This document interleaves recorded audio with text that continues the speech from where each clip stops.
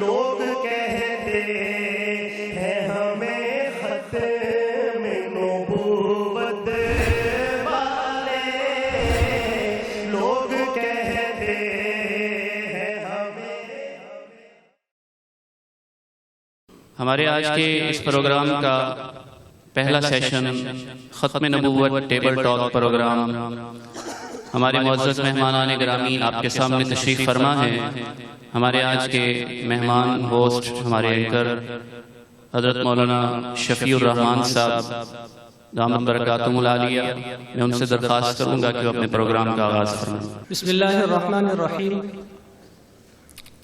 السلام علیکم ورحمۃ اللہ وبرکاتہ۔ محترم ناظرین، تمام اسلامی ممالک میں آئین پاکستان وہ واحد دستور ہے جس کی بنیاد قرآن و سنت پر ہے۔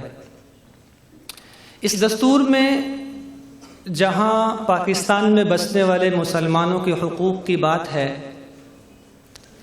وہاں اس دستور میں پاکستان میں موجود تمام اقلیتوں کے حوالے سے واضح لائحہ عمل موجود ہے، لیکن پاکستان میں موجود مختلف اقلیتوں میں سے صرف قادیانی کمیونٹی کی طرف سے بار بار ایک شکوہ جو مختلف فورم پر آپ کو سننے کو ملتا ہے، کبھی الیکٹرانک میڈیا، کبھی پرنٹ میڈیا پر، کہ پاکستان میں ہمارا استحصال ہو رہا ہے، پاکستان میں ہمیں حقوق نہیں دیے جا رہے، پاکستان میں ہم پر ظلم ہو رہا ہے۔ آج کے اس پروگرام میں ہم اس موضوع کے آئینی، قانونی اور شرعی لحاظ سے جائزہ لینے کی کوشش کریں گے تاکہ ایک مستحکم پاکستان اور پرامن معاشرے کی بنیاد رکھ سکیں۔ اس موضوع پر گفتگو کرنے کے لیے ہم نے جن مہمانوں کو دعوت دی ہے ان کا تعارف کرواتا چلوں آپ کو۔ ہمارے آج کے اس پروگرام میں ملک کے معروف مذہبی اسکالر مولانا سید انیس احمد شاہ صاحب موجود ہیں۔ آپ کے ساتھ تشریف فرما ہیں پاکستان کے معروف مصنف، محقق، دانشور جناب محترم متین خالد صاحب۔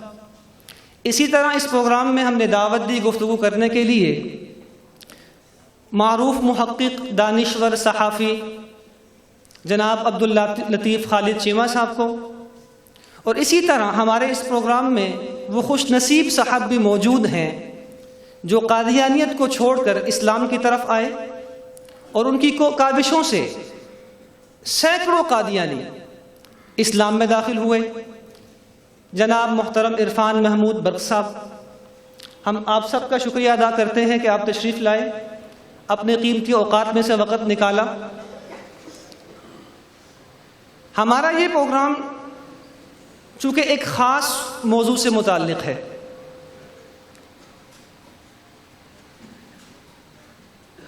اس لیے ہم کوشش کریں گے کہ پروگرام کے آغاز ہی میں عقیدہ ختم نبوت جو ہمارے اس پروگرام کی بنیاد ہے اس حوالے سے کچھ تفصیلات ہمارے سامنے آ جائیں کہ عقیدہ ختم نبوت کی اسلام میں کیا اہمیت ہے۔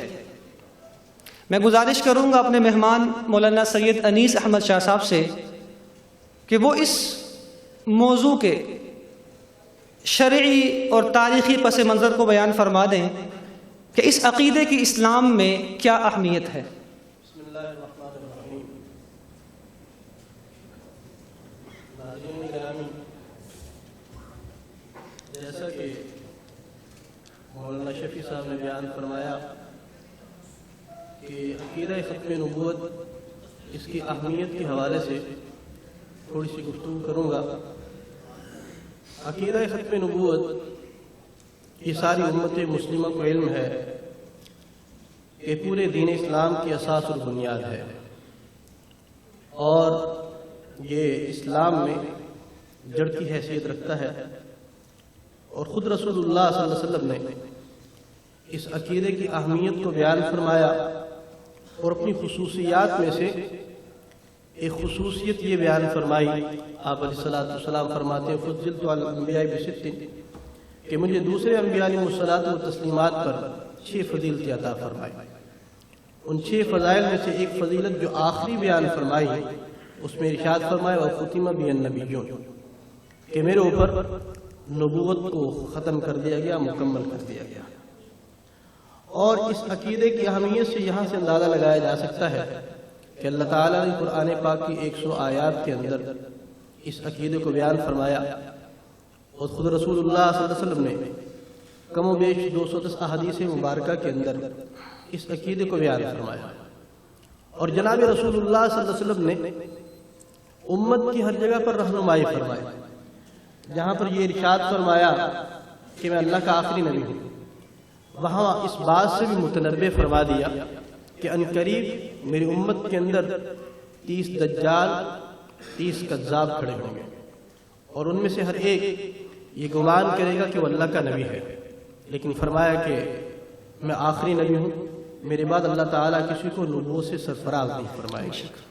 تو آپ صلی اللہ علیہ وسلم نے جو بات ارشاد فرمائی، تو یہ بات ہمیں دیکھنے کو ملتی ہے اگر تاریخ کو دیکھیں کہ رسول اللہ صلی اللہ علیہ وسلم جیسے ارشاد فرمایا کہ 30 دجال اور 30 کذاب آئیں گے، ان جھوٹوں میں سے، ان کذابوں میں سے 2 جھوٹے ایسے ہیں جو رسول اللہ صلی اللہ علیہ وسلم کی حیات طیبہ میں نبوت کا دعویٰ کرتے ہیں، اور تاکہ ہمیں علم ہو کہ رسول اللہ صلی اللہ علیہ وسلم کی تعلیمات ہمیں کیسے رہنمائی فرماتی ہیں کہ مدعیان نبوت کے ساتھ سلوک کیا رویہ رکھا جائے گا۔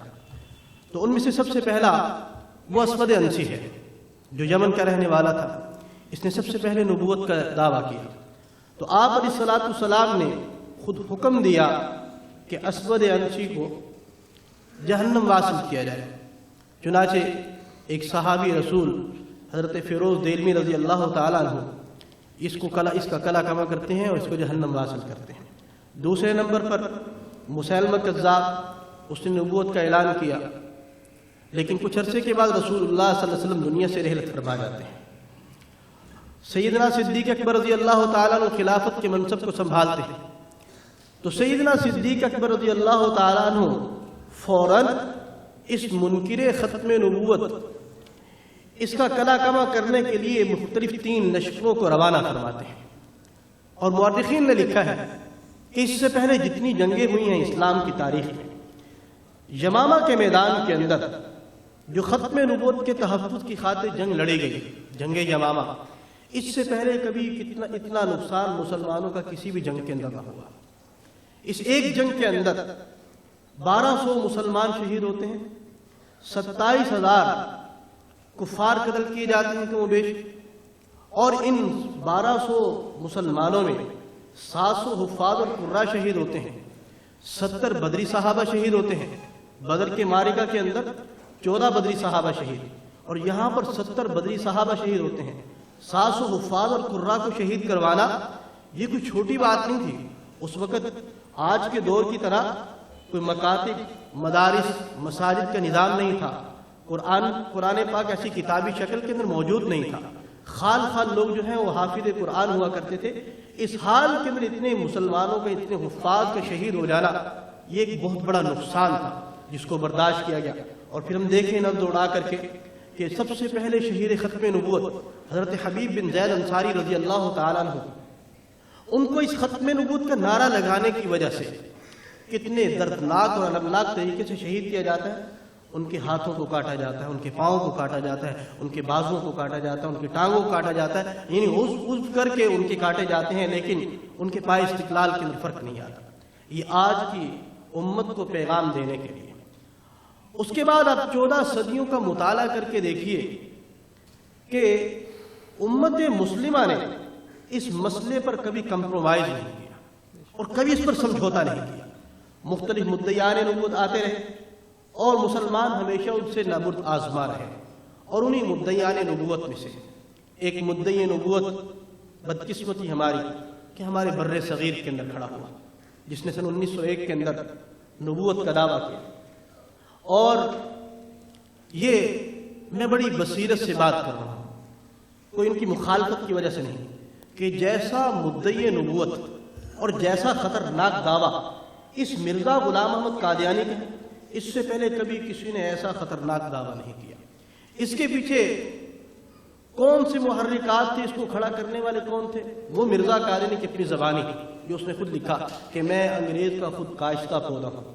اس کے اندر انگریز کے سیاسی مفادات تھے اور مرزا قادیانی کے مادی مفادات تھے، جس کی وجہ سے اس کو کھڑا کیا گیا. اور آج تک ہے کہ انگریزوں کو ان سے مفادات، کفار کو ان سے مفادات، اور ان کو کفار سے مفادات ہے. یہی وجہ ہے کہ آج بھی ان کا جانشین جو بیٹھتا ہے وہ انگریزوں کی گود میں جا کر کے بیٹھتا ہے. تو بہرحال مرزا قادیانی نے جو باتیں لکھی، جو دعوی کیے، اس سے پہلے کبھی کسی نے ایسے دعوے نہیں کیے. ان میں سے ایک صرف بتاتا ہوں کہ جو اس نے نبوت کا دعویٰ کیا مرزا قادیانی نے، اس نے صرف یہ نہیں کہا کہ میں نبی ہوں، بلکہ نعوذ باللہ نقل کفر نباشت، اس نے یہ بات لکھی کہ الیاذ باللہ میں دوسرا محمد رسول اللہ. پاکستان کے مسلمان جب رسول اللہ صلی اللہ علیہ وسلم کی ختم نبوت کا تحفظ کا مسئلہ آتا ہے تو وہاں پر مسلمانوں نے بے دریغ اپنی جانیں دی، ہزاروں مسلمان بلا مبالغہ شہید ہوئے. وہاں پر یہ بات یاد رکھیے گا کہ مسلمانوں کی مرزائیوں کے ساتھ کوئی ذاتی مخالفت نہیں ہے. کہیں کسی کے ذہن کے اندر یہ بات ہو کہ ان کے ساتھ ہمیں کوئی ذاتی عداوت، قطعاً ایسی بات نہیں. ہمارا صرف تقاضا یہ ہے کہ اس وقت یہ تقاضا کیا گیا کہ مرزائی چونکہ امت مسلمہ سے جدا ہے، یہ الگ ہے ہم سے بالکل، یہ مسلمان نہیں ہے، اور یہی تقاضا کیا گیا کہ جو اس کی حیثیت ہے اس کو واضح کیا جائے اور اس کو پابند کیا جائے. یہ اس تقاضا کرنے کی وجہ سے ہزاروں مسلمانوں نے اپنی جانوں کا نذرانہ پیش کیا. اور یہ کوئی خاص طبقہ نہیں کہ علماء کا طبقہ نہیں تھا کہ جنہوں نے یہ بات کی، اس کے اندر سارے ہی لوگ تھے، عوام بھی تھے، خواص بھی تھے، ہر طرح کا طبقہ اس کے اندر تھا. سب کا تقاضا یہ تھا کہ قادیانیوں کو کافر قرار دیا جائے. چنانچہ جب پاکستان نہیں بنا تھا، پاکستان کے بننے سے پہلے بہاولپور کی عدالت کے اندر 30 کی دہائی کے اندر جب مقدمہ بہاولپور چلتا ہے، وہاں پر بھی جب مرزائیوں کے کفری عقائد کو پیش کیا جاتا ہے تو وہاں کا جج جو ہے وہ لکھنے پر مجبور ہو جاتا ہے کہ قادیانی وہ مسلمان نہیں ہے بلکہ دائرہ اسلام سے خارج. اور جب پاکستان چلا، 53 کی پاکستان بنا، 53 کی تحریک کی قربانیوں کے صدقے اللہ تعالیٰ نے 74 کی تحریک چلوائی، اور پھر 74 کی تحریک کے اندر وہاں پر بھی یہ تقاضا رکھا گیا کہ قادیانیوں کو کافر اقلیت قرار دیا جائے. چنانچہ اللہ تعالیٰ نے ہمیں وہ مبارک دن دکھایا کہ جس کے اندر قادیانیوں کے عقائد کو سننے کے بعد پاکستان کی منتخب اسمبلی نے یہ قانون پاس کر دیا اور یہ فیصلہ کر دیا کہ قادیانی مسلمان نہیں ہے بلکہ یہ امت مسلمہ سے جدا ہے اور یہ کافر ہے. تو ہر دور کے اندر رسول اللہ صلی اللہ علیہ وسلم کی ختم نبوت کے تحفظ کے لیے قربانیاں دیتے رہے ہیں، دیتے رہیں گے، اور یہ اتنا اہم عقیدہ ہے کہ مسلمان کبھی اس کے اوپر سمجھوتا نہیں کر سکتے. اللہ تعالیٰ ہم سب کو اس کو سمجھنے کی توفیق عطا فرمائے. متین صاحب، میں گزارش کرنا چاہوں گا آپ سے، جس طرح کہ مولانا نے فرمایا کہ 1974 کی اسمبلی نے متفقہ طور پر قادیانیوں کو کافر قرار دیا، لیکن قادیانی جماعت کی طرف سے یہ سوال آج کا نہیں، 1974 کے بعد سے مسلسل چلا آ رہا ہے کہ پارلیمنٹ کا یہ فیصلہ یک طرفہ اور سیاسی تھا. ان کے اس دعوے میں کتنی حقیقت ہے؟ اچھا، ہٹلر کا ایک مشیر ہوتا تھا جرمن میں، اس کا نام تھا گوئبلس. جی، اس کا ایک فلسفہ تھا، اس قادیانی جماعت کا پورا فلسفہ اس کی بنیاد پہ کھڑا ہے. قادیانی جماعت کا فلسفہ یہ ہے کہ اتنا جھوٹ بولو، اتنا جھوٹ بولو، اتنا جھوٹ بولو، اتنا جھوٹ بولو، اتنا جھوٹ بولو کہ اس پہ سچ کا گمان ہونے لگے. میں کسی دور میں کالج میں پڑھتا تھا تو ہمارے ساتھ ایک بڑا گپی بچہ تھا، تو وہ مجھے کہنے لگا کہ متین صاحب مرچیں لے لیں، مرچیں تو اس کو آپ پیستے جائیں پیستے جائیں پیستے جائیں پیستے جائیں. میں کہا پھر؟ کہتا پھر پیستے جائیں. میں کہا پھر؟ کہتا پیستے جائیں پیستے جائیں پیستے جائیں. میں کہا پھر؟ کہتا چینی بن جائے گی. تجربہ کیا تھا یہ والا؟ تجربہ میں نے کیا کرنا تھا، وہ قادیانی جماعت کی بنیاد جھوٹ پہ ہے. وہ کہتے ہیں کہ قادیانی کہتے ہیں کہ جو ہمیں قومی اسمبلی میں آپ نے غیر مسلم اقلیت قرار دیا، یہ فیصلہ یک طرفہ اور سیاسی تھا. آپ ان سے صرف یہ پوچھ لیں کہ یک طرفہ فیصلہ آپ وہاں آئے نہیں. مرزا ناصر جو ہے، دیکھیں کسی بھی جمہوری ملک میں، پوری دنیا میں جمہوریت ہے، انگلینڈ ہے، امریکہ ہے، جاپان ہے، آسٹریلیا ہے، ناروے ہے، اٹلی ہے، کوئی سارے. اس میں کیا ہوتا ہے؟ اس میں یہ ہے کہ مثلا یہ پوری اسمبلی بیٹھی ہے، ہم نے ایک فیصلہ کروانا ہے کہ یہ موبائل ہے یا یہ لیپ ٹاپ ہے. تو اس کا یہ ہوگا کہ جو صاحبان کہتے ہیں کہ صاحب یہ موبائل ہے، وہ ہاتھ کھڑے کریں یا ایک سائڈ پہ آ جائیں. دوسرے صاحبان سے کہیں گے کہ جو کہتے ہیں کہ یہ لیپ ٹاپ ہے وہ ایک سائڈ پہ آ جائیں. قومی اسمبلی میں بل پیش ہوا کہ قادیانی جو ہیں یہ اپنے عقائد کی روح سے، جس طرح قبلہ شاہ صاحب نے فرمایا کہ وہ غیر مسلم ہیں. یہ ایک بل پیش ہوا، پوری قومی اسمبلی کا اجلاس آ گیا. اس میں مرزا ناصر سے کہا گیا، ان کو بلایا گیا کہ صاحب دیکھیں یہ بل جو ہے اکثریت کی بنیاد پہ پاس ہو جائے گا جیسے کہ جمہوری ملکوں میں ہوتا ہے. لیکن بھٹو صاحب نے ایک سٹیپ آگے بڑھے.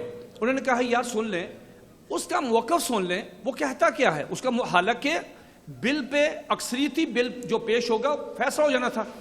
مرزا ناصر قادیانی جماعت کا غالباً تیسرا خلیفہ، وہ اپنی پوری ٹیم کے ساتھ، جس میں دوست محمد شاہد فلاں فلاں بڑے بڑے کتابیں ڈھیر لے کے اسمبلی میں آئے. ہوا کیا؟ دھوکہ کس طرح دیا؟ اس کی شلوار سنت کے مطابق ٹخنوں سے اوپر، ہاتھ میں تسبیح، امامہ، قرآن مجید ہاتھ میں، درود شریف پڑھتا ہوا وہ اسمبلی میں داخل ہوا. بھٹو صاحب نے مولانا مفتی مامور رحمۃ اللہ کو بلایا اور ان سے کہا کہ یار یہ بندہ کافر ہے، یہ بندہ کافر ہے. اگر یہ کافر ہے تو یار پھر مسلمان کون ہے؟ مفتی صاحب نے کہا بس اب صبر کریں، 2-4 دن دیکھیں، اس کی خباثت ساری باہر آئے گی. یہ دھوکہ دے رہا ہے، یہ دھوکہ دے رہا ہے. اس کے بعد کیا ہوا؟ ملک کے اس کو انہوں نے آئے، ملک کے اٹارنی جنرل پاکستان یحییٰ بختیار صاحب نے ان پہ سوال و جواب کیے. پوری اسمبلی میں کسی ایک ممبر کو بھی اجازت نہیں تھی کہ وہ براہ راست سوال کرتا. جس نے سوال کرنا ہے وہ اٹارنی جنرل کے تھرو سوال کرتا تھا. وہاں بھٹو صاحب بیٹھے تھے، صاحبزادہ فروخ علی خان صاحب پریزائڈ کر رہے تھے، اسمبلی سپیکر پیر زادہ صاحب بیٹھے تھے، کوثر نیازی صاحب، تمام معزز. 13 دن کی بحث ہوئی. ان کو ہم نے ان کو کوئی پستول کی نوک پہ لے کے آئے ہیں کہ زبردستی آؤ بھائی؟ یہ تو خود آئے ہیں کہ یہ سارے ماجے گامے ہیں، ہم وہاں ایسی گفتگو کریں گے، ایسے دلائل دیں گے، اتنا ان سے مناظرہ کریں گے، یہ تو فارغ ہو جائیں گے. لیکن ہوا کیا کہ جب ان سے سوال ہوئے، مرزا ناصر نے ایک دن میں 15 گلاس اس سیشن میں پیتا رہا. اس کو پتہ نہیں چلا کہ ہوا کیا ہے. دوستانہ ماحول میں 13 دن کی بحث ہوئی اور سب کچھ وہاں پہ وہ مان گئے، سب کچھ. یہ اب تو اسمبلی کی کاروائی آ گئی ہے. یہ کہتے تھے کہ جب اسمبلی کی کاروائی آ جائے گی آدھا پاکستان، یہ بھی کہتے تھے، یہ آن ریکارڈ ہے کہ جس دن اسمبلی کی کاروائی آ گئی، یہ ظفر اللہ خان کا غالباً انٹرویو ہے، اس نے کہا تھا کہ جس دن اسمبلی کی کاروائی پوشیدہ اس میں وہ کمرہ بند تھی، اگر وہ آ گئی آدھا پاکستان مرزئی ہو جائے گا.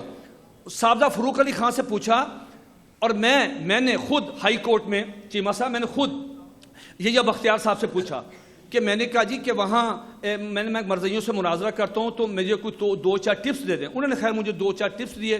تو مجھے انہوں نے کہا کہ آپ کے پاس ہمیشہ وہ مرزئیوں کی جو کتاب ہے کلمۃ الفصل، وہ لازمی ہونی چاہیے. میں نے ان سے پوچھا کہ قادیانی یہ کہتے ہیں کہ اگر یہ کاروائی شائع ہو گئی تو آدھا پاکستان مرزئی ہو جائے گا. خدا کی قسم انہوں نے مجھے کہا کہ متین صاحب جس دن یہ کاروائی شائع ہو گئی اور لوگوں نے پڑھ لی، ایک قادیانی پاکستان میں زندہ نہیں بچے گا. یہ کنفیس کر آئے ہیں کہ ہم مرزا قادیانی کو محمد رسول اللہ مانتے ہیں. یہ کنفیس کیا انہوں نے، کنفیس کیا، اعتراف کیا یحییٰ بختیار بھٹو صاحب کی موجودگی میں کہ نبی علیہ الصلوۃ والسلام کے 3000 معجزے ہیں اور مرزا قادیانی کے 10 لاکھ ہیں. یہ تو انہوں نے کنفیس کیا ہے. یہ خود آئیں. جب انہوں نے پتہ چلا 13 دن کی بحث، اس کے بعد لاہوری جماعت، اس پہ بحث ہوئی، تو جناب یک طرفہ فیصلہ تب تھا. اگر ہم ان کو بلاتے نا، ان کی بات نہ سنتے، ان کے دلائل نہ سنتے، ان پہ جرا نہ ہوتی، مناظرانہ رنگ نہ ہوتا، یہ غلط. نمبر 2 سیاسی کس طرح؟ اس سے بھٹو کو کیا فائدہ؟ بھٹو صاحب کے خلاف تحریک چلی 1977 والی. اس طرح کی تحریک کبھی پاکستان میں چلی نہیں. یہ سارا کریڈٹ علماء کرام کو گیا. بات یہ ہے سیاسی تو تب ہوتا اگر ان کی کتابوں میں کفری عقائد نہ ہوتے. جب ان کی کتابوں میں جیسے قبلہ شاہ صاحب نے ان کی روحانی خزائن میں، ان کے ملفوظات میں، ان کے مجموعہ اشتہارات میں کوئی آدمی سن نہیں سکتا، پڑھ نہیں سکتا، یہ کفری عقائد ہیں. تو قومی اسمبلی نے میرٹ پہ آ کے فیصلہ کیا اور قادیانیوں کو غیر مسلم اقلیت قرار دیا. اور قادیانی آج تک اس فیصلے کو ماننے سے انکاری ہیں. وہ کہتے ہیں ہم نہیں فیصلہ مانتے. ظاہر بات ہے جب آدمی آئین کو نہیں تسلیم کرے گا تو پاکستان میں پھر لا اینڈ آرڈر کی صورتحال پیدا ہوگی. متین صاحب نے بڑی اچھی گفتگو فرمائی کہ 1974 کا جو فیصلہ تھا وہ یک طرفہ اور سیاسی نہیں تھا. اب تو وہ فیصلہ بھی چھپ کر منظر عام پہ آ چکا ہے اور ہر پاکستانی کے دستیاب ہے، وہ پڑھ سکتا ہے اس کو. لیکن کیا ریاست کو یہ اختیار حاصل ہے کہ وہ کسی کے ایمان کفر کا فیصلہ کرے؟ یہ اسمبلی میں موجود اس وقت کے جو ارکان تھے وہ کوئی مفتی یا علماء کرام تھے جو فیصلہ کریں گے یہ بندہ مسلمان یہ بندہ کافر؟ بسم اللہ الرحمن الرحیم. پہلی بات تو یہ ہے کہ پاکستان ایک نظریاتی اور اسلامی مملکت ہے. بے شک. اگر یہ دستور کے مطابق، آئین کے مطابق سیکولر سٹیٹ ہوتی، ڈکلیئرڈ ہوتی، تو ہم اور تناظر میں اس میں بات کرتے. جناب نبی کریم صلی اللہ علیہ وسلم کے پردہ فرما جانے کے بعد جب خلافت کا دور شروع ہوا ہے تو خلیفہ بلا فصل سیدنا ابو بکر صدیق رضی اللہ تعالی عنہ نے سب سے پہلے جو بولڈ سٹیپ لیا اور امپلیمنٹیشن کی اس فیصلے کی جو جناب نبی کریم صلی اللہ علیہ وسلم نے جو لشکر روانہ فرما دیا تھا، تو پہلا لشکر جیسے ابھی ذکر ہوا وہ جنگ یمامہ والا تھا. اور ریاست کے پہلے خلیفہ نے یہ ڈکلیئر کیا کہ مسلمہ کذاب، اسود انسی اور اس کے علاوہ بھی ہے ایک طلحہ اسدی.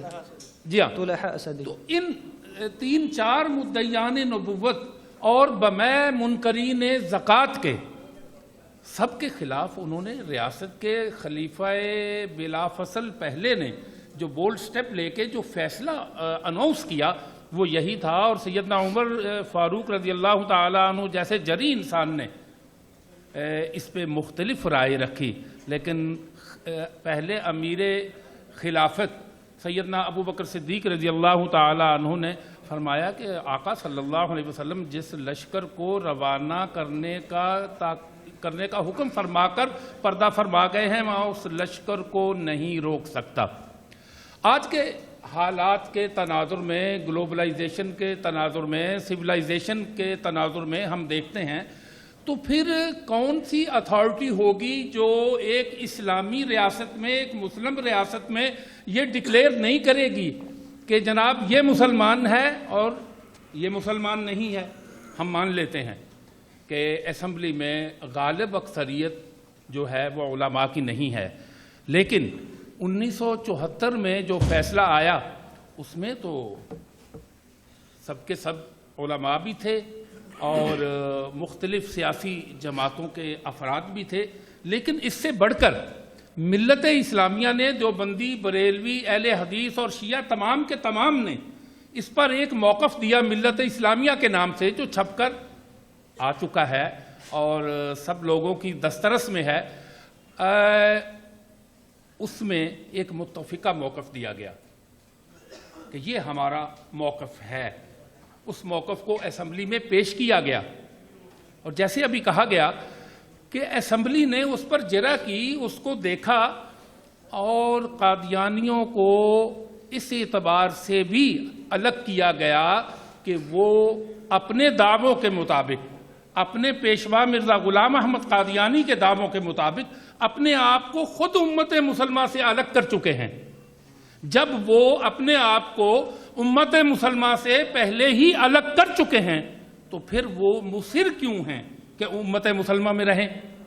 اور پھر کوئی اتھارٹی تو ہوگی نا دنیا میں، کوئی جج تو ہوگا نا جو فیصلہ کرے گا. میرا اور آپ کا اختلاف ہو جاتا ہے تو معاشرہ کہے گا، قانون کہے گا، گھر والے باہر والے کہیں گے کہ کسی تیسرے آدمی سے فیصلہ کرا لے. تو کوئی اتھارٹی تو دنیا میں ہوگی. کہ جو اس بات کا فیصلہ کرے گی کہ نہیں جناب لا اینڈ آرڈر کریٹ نہ ہو، انارکی نہ پیدا ہو، آپ آپس میں نہ لڑیں، ہم آپ کا فیصلہ کرتے ہیں. اگر یہ فیصلہ علماء کا محض ہوتا تو کہا جاتا یہ محض علماء کا فیصلہ ہے، مذہبی طبقات نے یہ فیصلہ دیا ہے. تو جب اسمبلی نے جرا کے بعد یحییٰ بختیار کی جس جرا کا ذکر کیا گیا ہے، آپ صرف اتنی سی نکال کے پڑھ لیں، آپ کو کسی اور کتاب کی کوئی ضرورت باقی نہیں رہتی، اتنی لاجک ہے اس میں. تو جناب دنیا میں کوئی اتھارٹی ہوتی ہے اور ایک اسلامی معاشرے میں، ایک جمہوری معاشرے میں یہاں رہتے ہوئے ہمارے پاس اسمبلی سے بڑی اتھارٹی نہیں ہے کہ جس کے بنائے ہوئے یا وضع کیے ہوئے آئین کے تحت ہم یہاں زندگی گزار رہے ہیں. جب اس کے ماتحت ہم باقی شہری حقوق لے رہے ہیں تو کسی اقلیت کو یہ حق کیسے پہنچتا ہے کہ وہ اپنے آپ کو اقلیتی تسلیم نہ کرے؟ اور اگر انہوں نے اقلیت تسلیم نہیں کرنا تھا تو پھر وہ 1974 میں اسمبلی میں کیوں آئے؟ وہ نہ آتے، وہ کہتے ہم نہیں مانتے، اسمبلی کو ہی نہیں مانتے. اور اگر اسمبلی کو مان لیا ہے، عملاً مان لیا، تو پھر آنے کے بعد اس فیصلے کو تسلیم نہ کرنا، یہ تو آج کی پریا پنچایت بھی کہتی ہے جی پہلے آپ پلین پیپر پر لکھ کر دے دیں دونوں فریق. تو اسمبلی میں آنے کا مطلب یہی تھا کہ جناب مرزا ناصر صاحب نے یہ لکھ کر دیا تھا کہ ہم یہ فیصلہ تسلیم کریں گے. وہ فیصلہ تسلیم نہیں کر رہے اور وہ اپنے آپ کو غیر مسلم تسلیم کرنے کے لیے تیار نہیں ہے. دنیا میں کوئی اقلیت، کوئی طبقہ ایسا آپ بتا دیں جو وہ اس کی اصل نہ ہو اور وہ اس کا دعویٰ رکھتا ہو یا اس کا کلیم کرے. جیسے قادیانی اسلام کا ٹائٹل استعمال کر کے مسلمانوں کا استحصال کر رہے ہیں اور اسلام کا بھی استحصال ہو رہا ہے اور قانون کی وائلیشن نہیں بلکہ مکمل طور پر بغاوت ہو رہی ہے. چیمہ صاحب میں ایک بات آپ کی تھوڑی سی اگر وضاحت تھوڑی سی اس کو تھوڑا سمجھیے. چیمہ صاحب آپ کو یاد ہے کہ اس میں انہوں نے قادیانیوں نے اپنا جو موقف ہے اپنے مذہب کے جو انہوں نے وہاں محضر نامہ بھی وہاں تقسیم کیا، محضر نامہ تقسیم پوری قومی اسمبلی میں پیش کیا، ان کو روکا نہیں کہ کریں تقسیم. ایک بات اس میں بالکل ویری بگننگ جب یہ شروع ہوا ان کو قادیانیوں کو غیر مسلم اقلیت قرار دینے کا، جب اسمبلی میں بحث شروع ہوئی تو یہی اس نے مرزا ناصر نے یہ سوال کیا کہ صاحب کسی بھی شخص کو، کسی ادارے کو یہ حق حاصل نہیں ہے کہ وہ کسی کو کافر کہے. تو یہ بختیار صاحب نے کہا کہ ٹھیک ہے، کسی کو حق حاصل نہیں ہے، کسی شخص کو، کسی بھی ادارے کو، لیکن آپ کو کس نے حق دیا ہے کہ جو شخص مرزا غلام احمد قادیانی کو نبی نہیں مانتا، آپ دنیا کے 1.5 ارب مسلمانوں کو آپ کافر کہتے ہیں؟ انہوں نے کہا جی ہم تو نہیں کہتے. اس پہ وہ پھنس گیا اور اس پہ وہ جو آئینہ کمالات اسلام کا صفحہ نمبر 547 اور 548 جو انہوں نے پہلے پیش کیا کہ جو شخص مرزا غلام احمد قادیانی کو نبی نہیں مانتا وہ کنجری کی اولاد ہے، اس پہ ساری اسمبلی کھڑی ہو گئی اور وہ انکار ہی نہیں کر سکتا تھا. آج بھی ان کی کتابوں میں موجود ہے.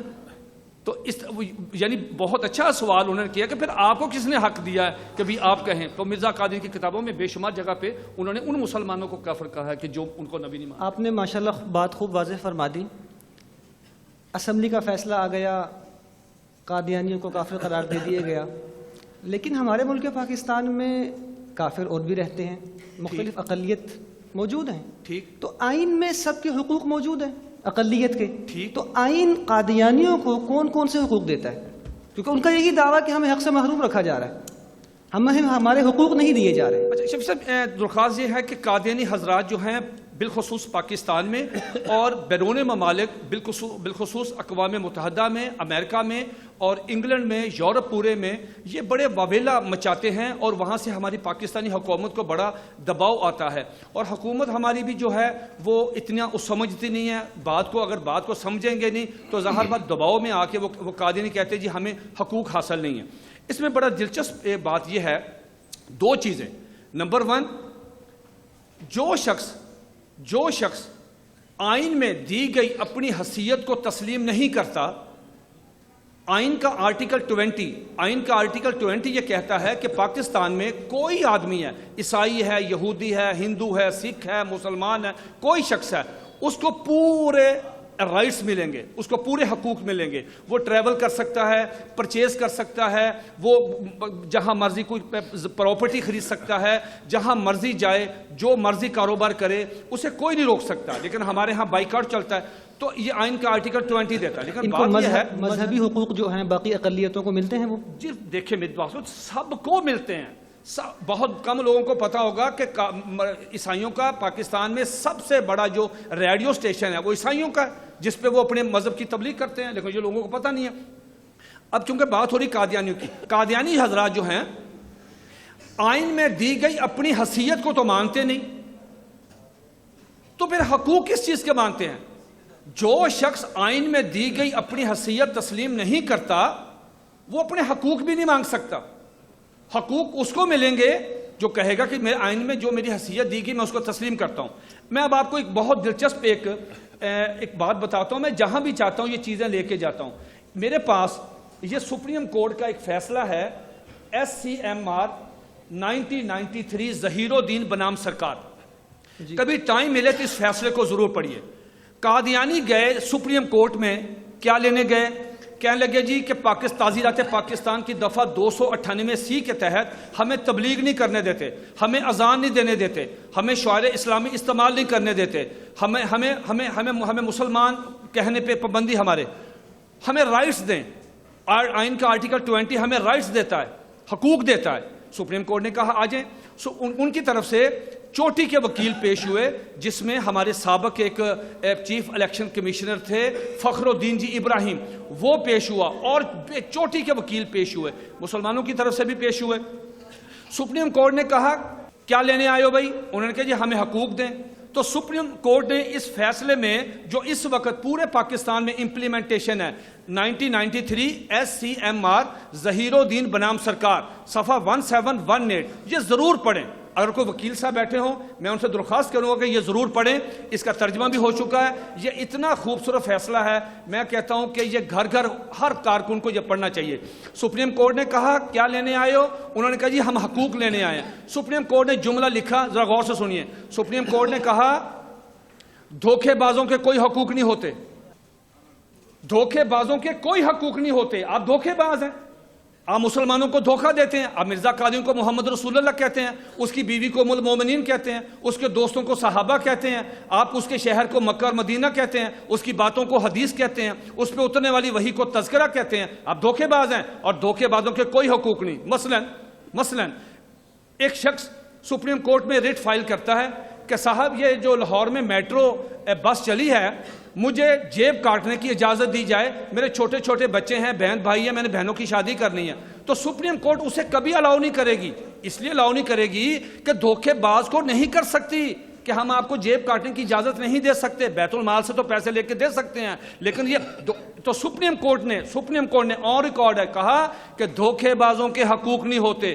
اس لیے جب تک قادیانی اپنی آئین میں دی گئی حیثیت کو تسلیم نہیں کرتے، پاکستان میں ان کو کسی قسم کا کوئی حق نہیں دیا جا سکتا. آپ نے ابھی ذکر کیا 298 کا، 298C تعزیرات پاکستان. بالکل. ایک اور قانون بھی ہے 295C، جی، جس کے حوالے سے بہت سے اعتراضات اٹھتے ہیں.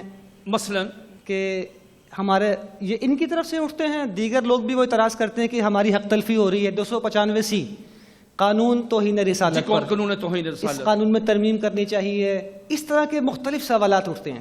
میں چاہوں گا تھوڑی گزارش اس میں بھی کر دیں آپ 295C کے حوالے سے. اچھا، اس پہ تو ہمارے عبدالخالق چیمہ صاحب اسپیشلسٹ ہیں. 298C مرضیوں کے متعلق ہے، 295C حضور علیہ الصلوۃ والسلام کی توہین کے موضوع پہ ہے.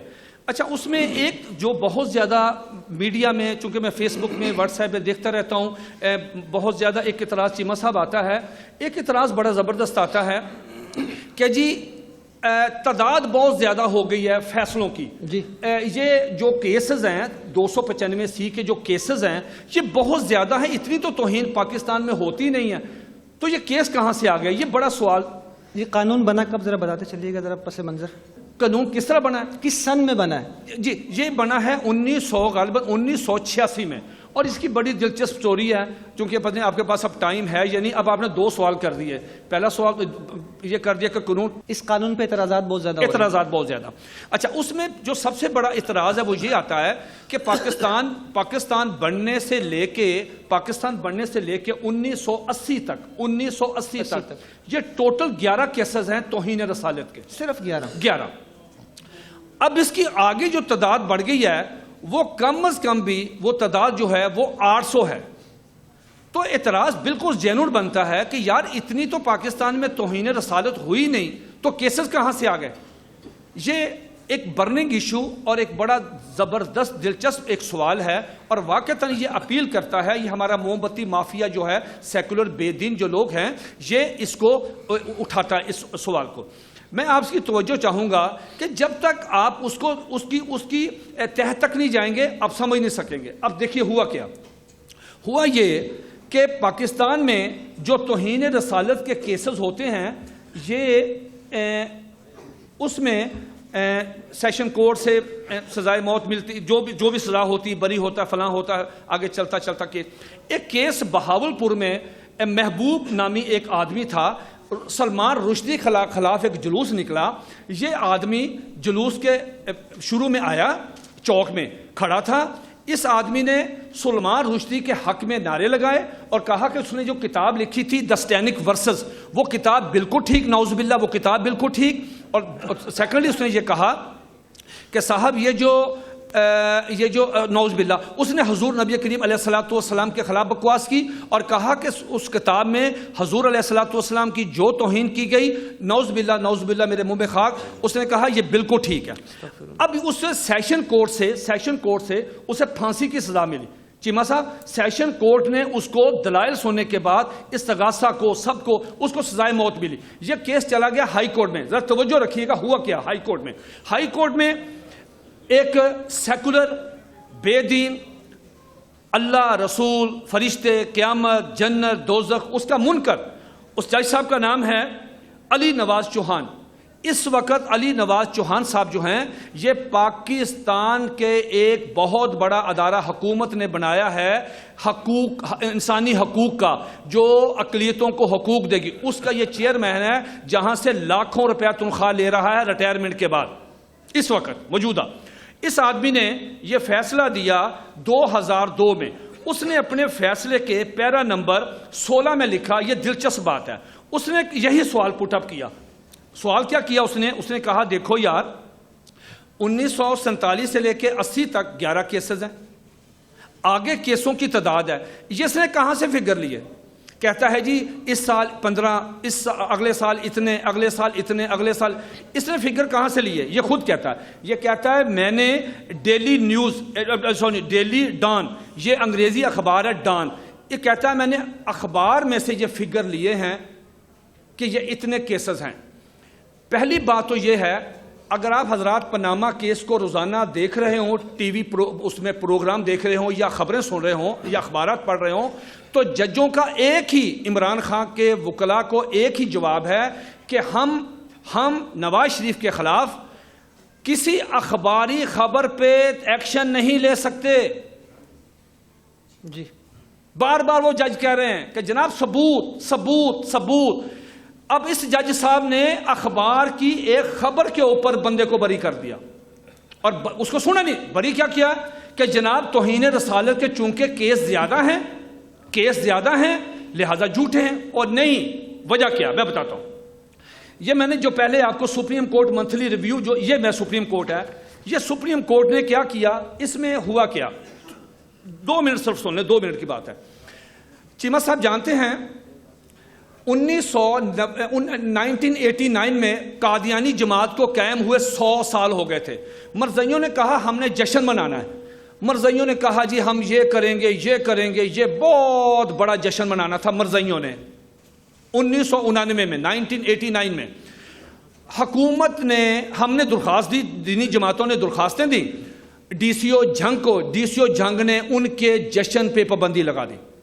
قادیانی چلے گئے ہائی کورٹ جا کے کہا جی ہمیں جشن نہیں منانے دیتے، ہمیں جشن منانے دیں.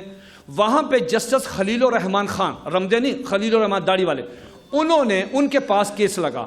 میں وہ پورے کیس میں عدالت میں موجود رہا, وہ 3-4 دن کیس چلا, موجود رہا. ان کا یہ فیصلہ میرے پاس موجود ہے. جج صاحب نے یہ بات لکھی اور اس بات کو جج صاحب نے ان کے خلاف فیصلہ دیا. وہ یہ فیصلہ لے کے سپریم کورٹ چلے گئے کہ جی ہائی کورٹ نے ہمارے خلاف فیصلہ دیا, سپریم کورٹ سن لے. سپریم کورٹ نے کہا کہ بات سنیں, بات یہ ہے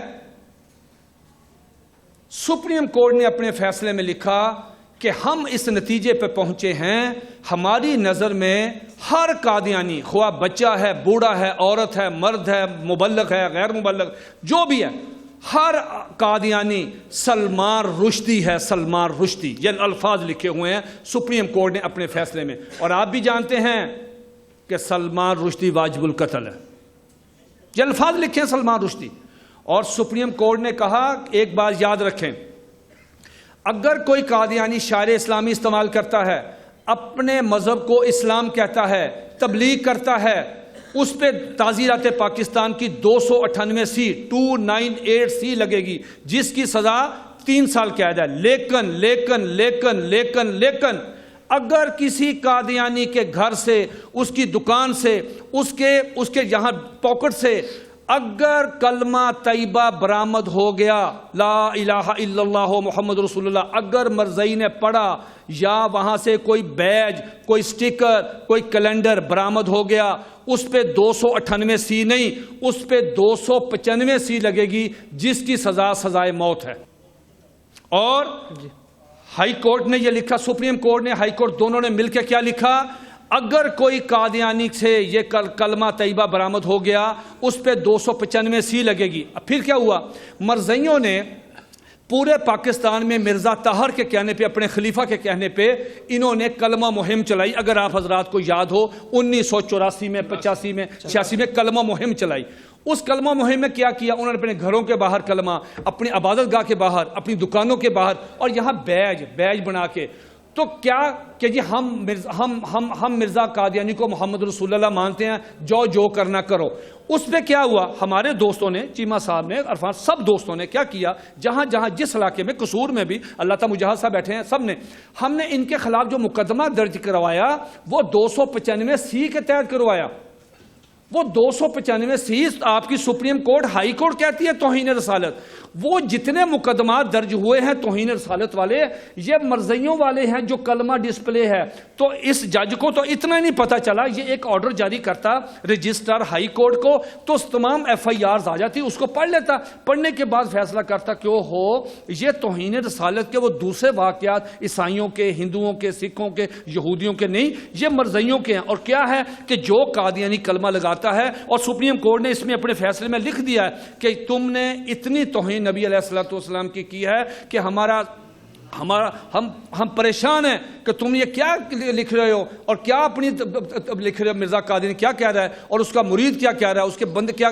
دیکھیں نا, اس سے بڑی زیادتی کیا ہوگی کہ مرزا قادیانی کا مرید حاضر ہوتا ہے اور مرزا قادیانی کہتا ہے یہ میں نے آپ کو نہ سنانی ہے, اور مرزا نے کیا سناؤ, یہ آن ریکارڈ ہے. یہ سپریم کورٹ نے اس میں فیصلہ, اس میں انہوں نے, سپریم کورٹ نے اس میں لکھا, قاضی اکمل نے, جو قاضی اکمل تھا, اس نے کیا کہا, اس نے کہا کہ محمد پھر اتر آئے ہیں اس جہاں میں, دوبارہ آئے ہیں, اور آگے سے بڑھ کر ہیں اپنی شان میں. پہلی شان میں کم تھے, اب شان میں زیادہ ہیں. محمد دیکھنے ہو جس نے اکمل یعنی کمپلیٹ غلام احمد کو دیکھے قادیان میں, اس سے بڑی توہین کیا ہو سکتی تھی. اب میرے کلمۃ الفصل میں مرزا بشیر احمد, اس کا بیٹا, یہ سپریم کورٹ نے, میں سپریم کورٹ کی بات کر رہا ہوں, کیا لکھا کہ مرزا قادیانی کا بیٹا کہتا ہے کہ 2 محمد اس دنیا میں آنے تھے, نعوذ باللہ, دونوں آ گئے. ایک نبی علیہ الصلوۃ والسلام, اور دوسرا ان کی شکل, وہی معجزات, وہی خصوصیات, وہی شکل و صورت میں مرزا قادیانی کی صورت میں آئے.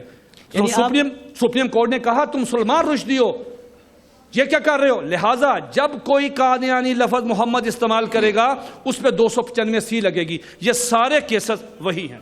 یعنی آپ یہ سمجھ رہے ہیں کہ جو کیسز کی تعداد بڑی ہے, یہ واقعات نہیں ہوئے, یہ واقعات نہیں ہوئے, یہ محمد رسول اللہ جو مرزائی کہتے ہیں, یہ وہ مقدمات ہیں. میں نے خود مقدمہ ننکانہ صاحب میں 2 درج کروائے ہیں کلمہ پہ, اور 295 سی لگوائی ہے. عرفان صاحب, جس طرح ابھی متین صاحب نے اپنی گفتگو میں حوالہ دیے 295 سی کا, 298 کا, تو 298 جو 84 کا آرڈیننس پاس ہوا 298 کے حوالے سے, اس میں قادیانی کمیونٹی کو شاعر اسلامی سے روکا گیا، نماز نہیں پڑھ سکتے، کلمہ، سب چیزوں سے روکا گیا ان کو. تو یہ ان کی حقوق تلفی نہیں ہو رہی؟ یہ ان کا بہت بڑا سوال ہے کہ آپ ہمیں نہ کلمہ پڑھنے دیتے ہیں، نہ نماز پڑھنے دیتے ہیں، نہ عبادت گاہ کو مسجد کہہ سکتے ہیں، بلکہ الٹی 3 سال سزا رکھ دی اس پر. تو یہ تو ان کی حق تلفی ہو رہی ہے. تو ان کے اس دعوے میں، اس اعتراض میں آپ کیا سمجھتے ہیں، کتنی حقیقت ہے؟ بسم اللہ الرحمن الرحیم. یہ جو سوال ہے قادیانی اور قادیانی نواز حلقے کی طرف سے بہت زیادہ اس کو پھیلایا جاتا ہے کہ دیکھیں جی یہ تو ہماری حق تلفی ہے کہ ہم کلمہ پڑھتے ہیں، نمازیں پڑھتے ہیں، روزے رکھتے ہیں. تو ہمیں کہا جاتا ہے کہ آپ نہ کلمہ پڑھ سکتے ہو، نہ نماز پڑھ سکتے ہو، نہ روزے رکھ سکتے ہو، آپ مسلمان نہیں ہو. تو یہ تو بڑا ظلم ہے، بڑی زیادتی ہے. اس والے سے جس طرح ابھی محمد متین خالد صاحب آپ کو بتا رہے تھے کہ سپریم کورٹ آف پاکستان کا جو فیصلہ ہے جس میں انہوں نے یہ بتایا، فیصلے میں یہ بات شامل ہے کہ دھوکہ دینا کسی کا رائٹ نہیں ہے. سن 1984 کے اس صدارتی آرڈیننس کے 4 ماہ بعد کی بات ہے کہ مرزائیوں نے ایک درخواست دائر کی وفاقی شرعی عدالت کے اندر کہ جناب یہ تو ہم پہ بہت بڑا ظلم کر دیا گیا مولویوں نے، جو آپ نے جو سارا یہ سلسلہ شروع کیا ہے صدارتی آرڈیننس جو ہے یہ ظلم ہے، تو اس پہ ہمیں جو ہے ہمارے حقوق دیے جائیں، ہمارے مذہب کی مکمل آزادی دی جائے.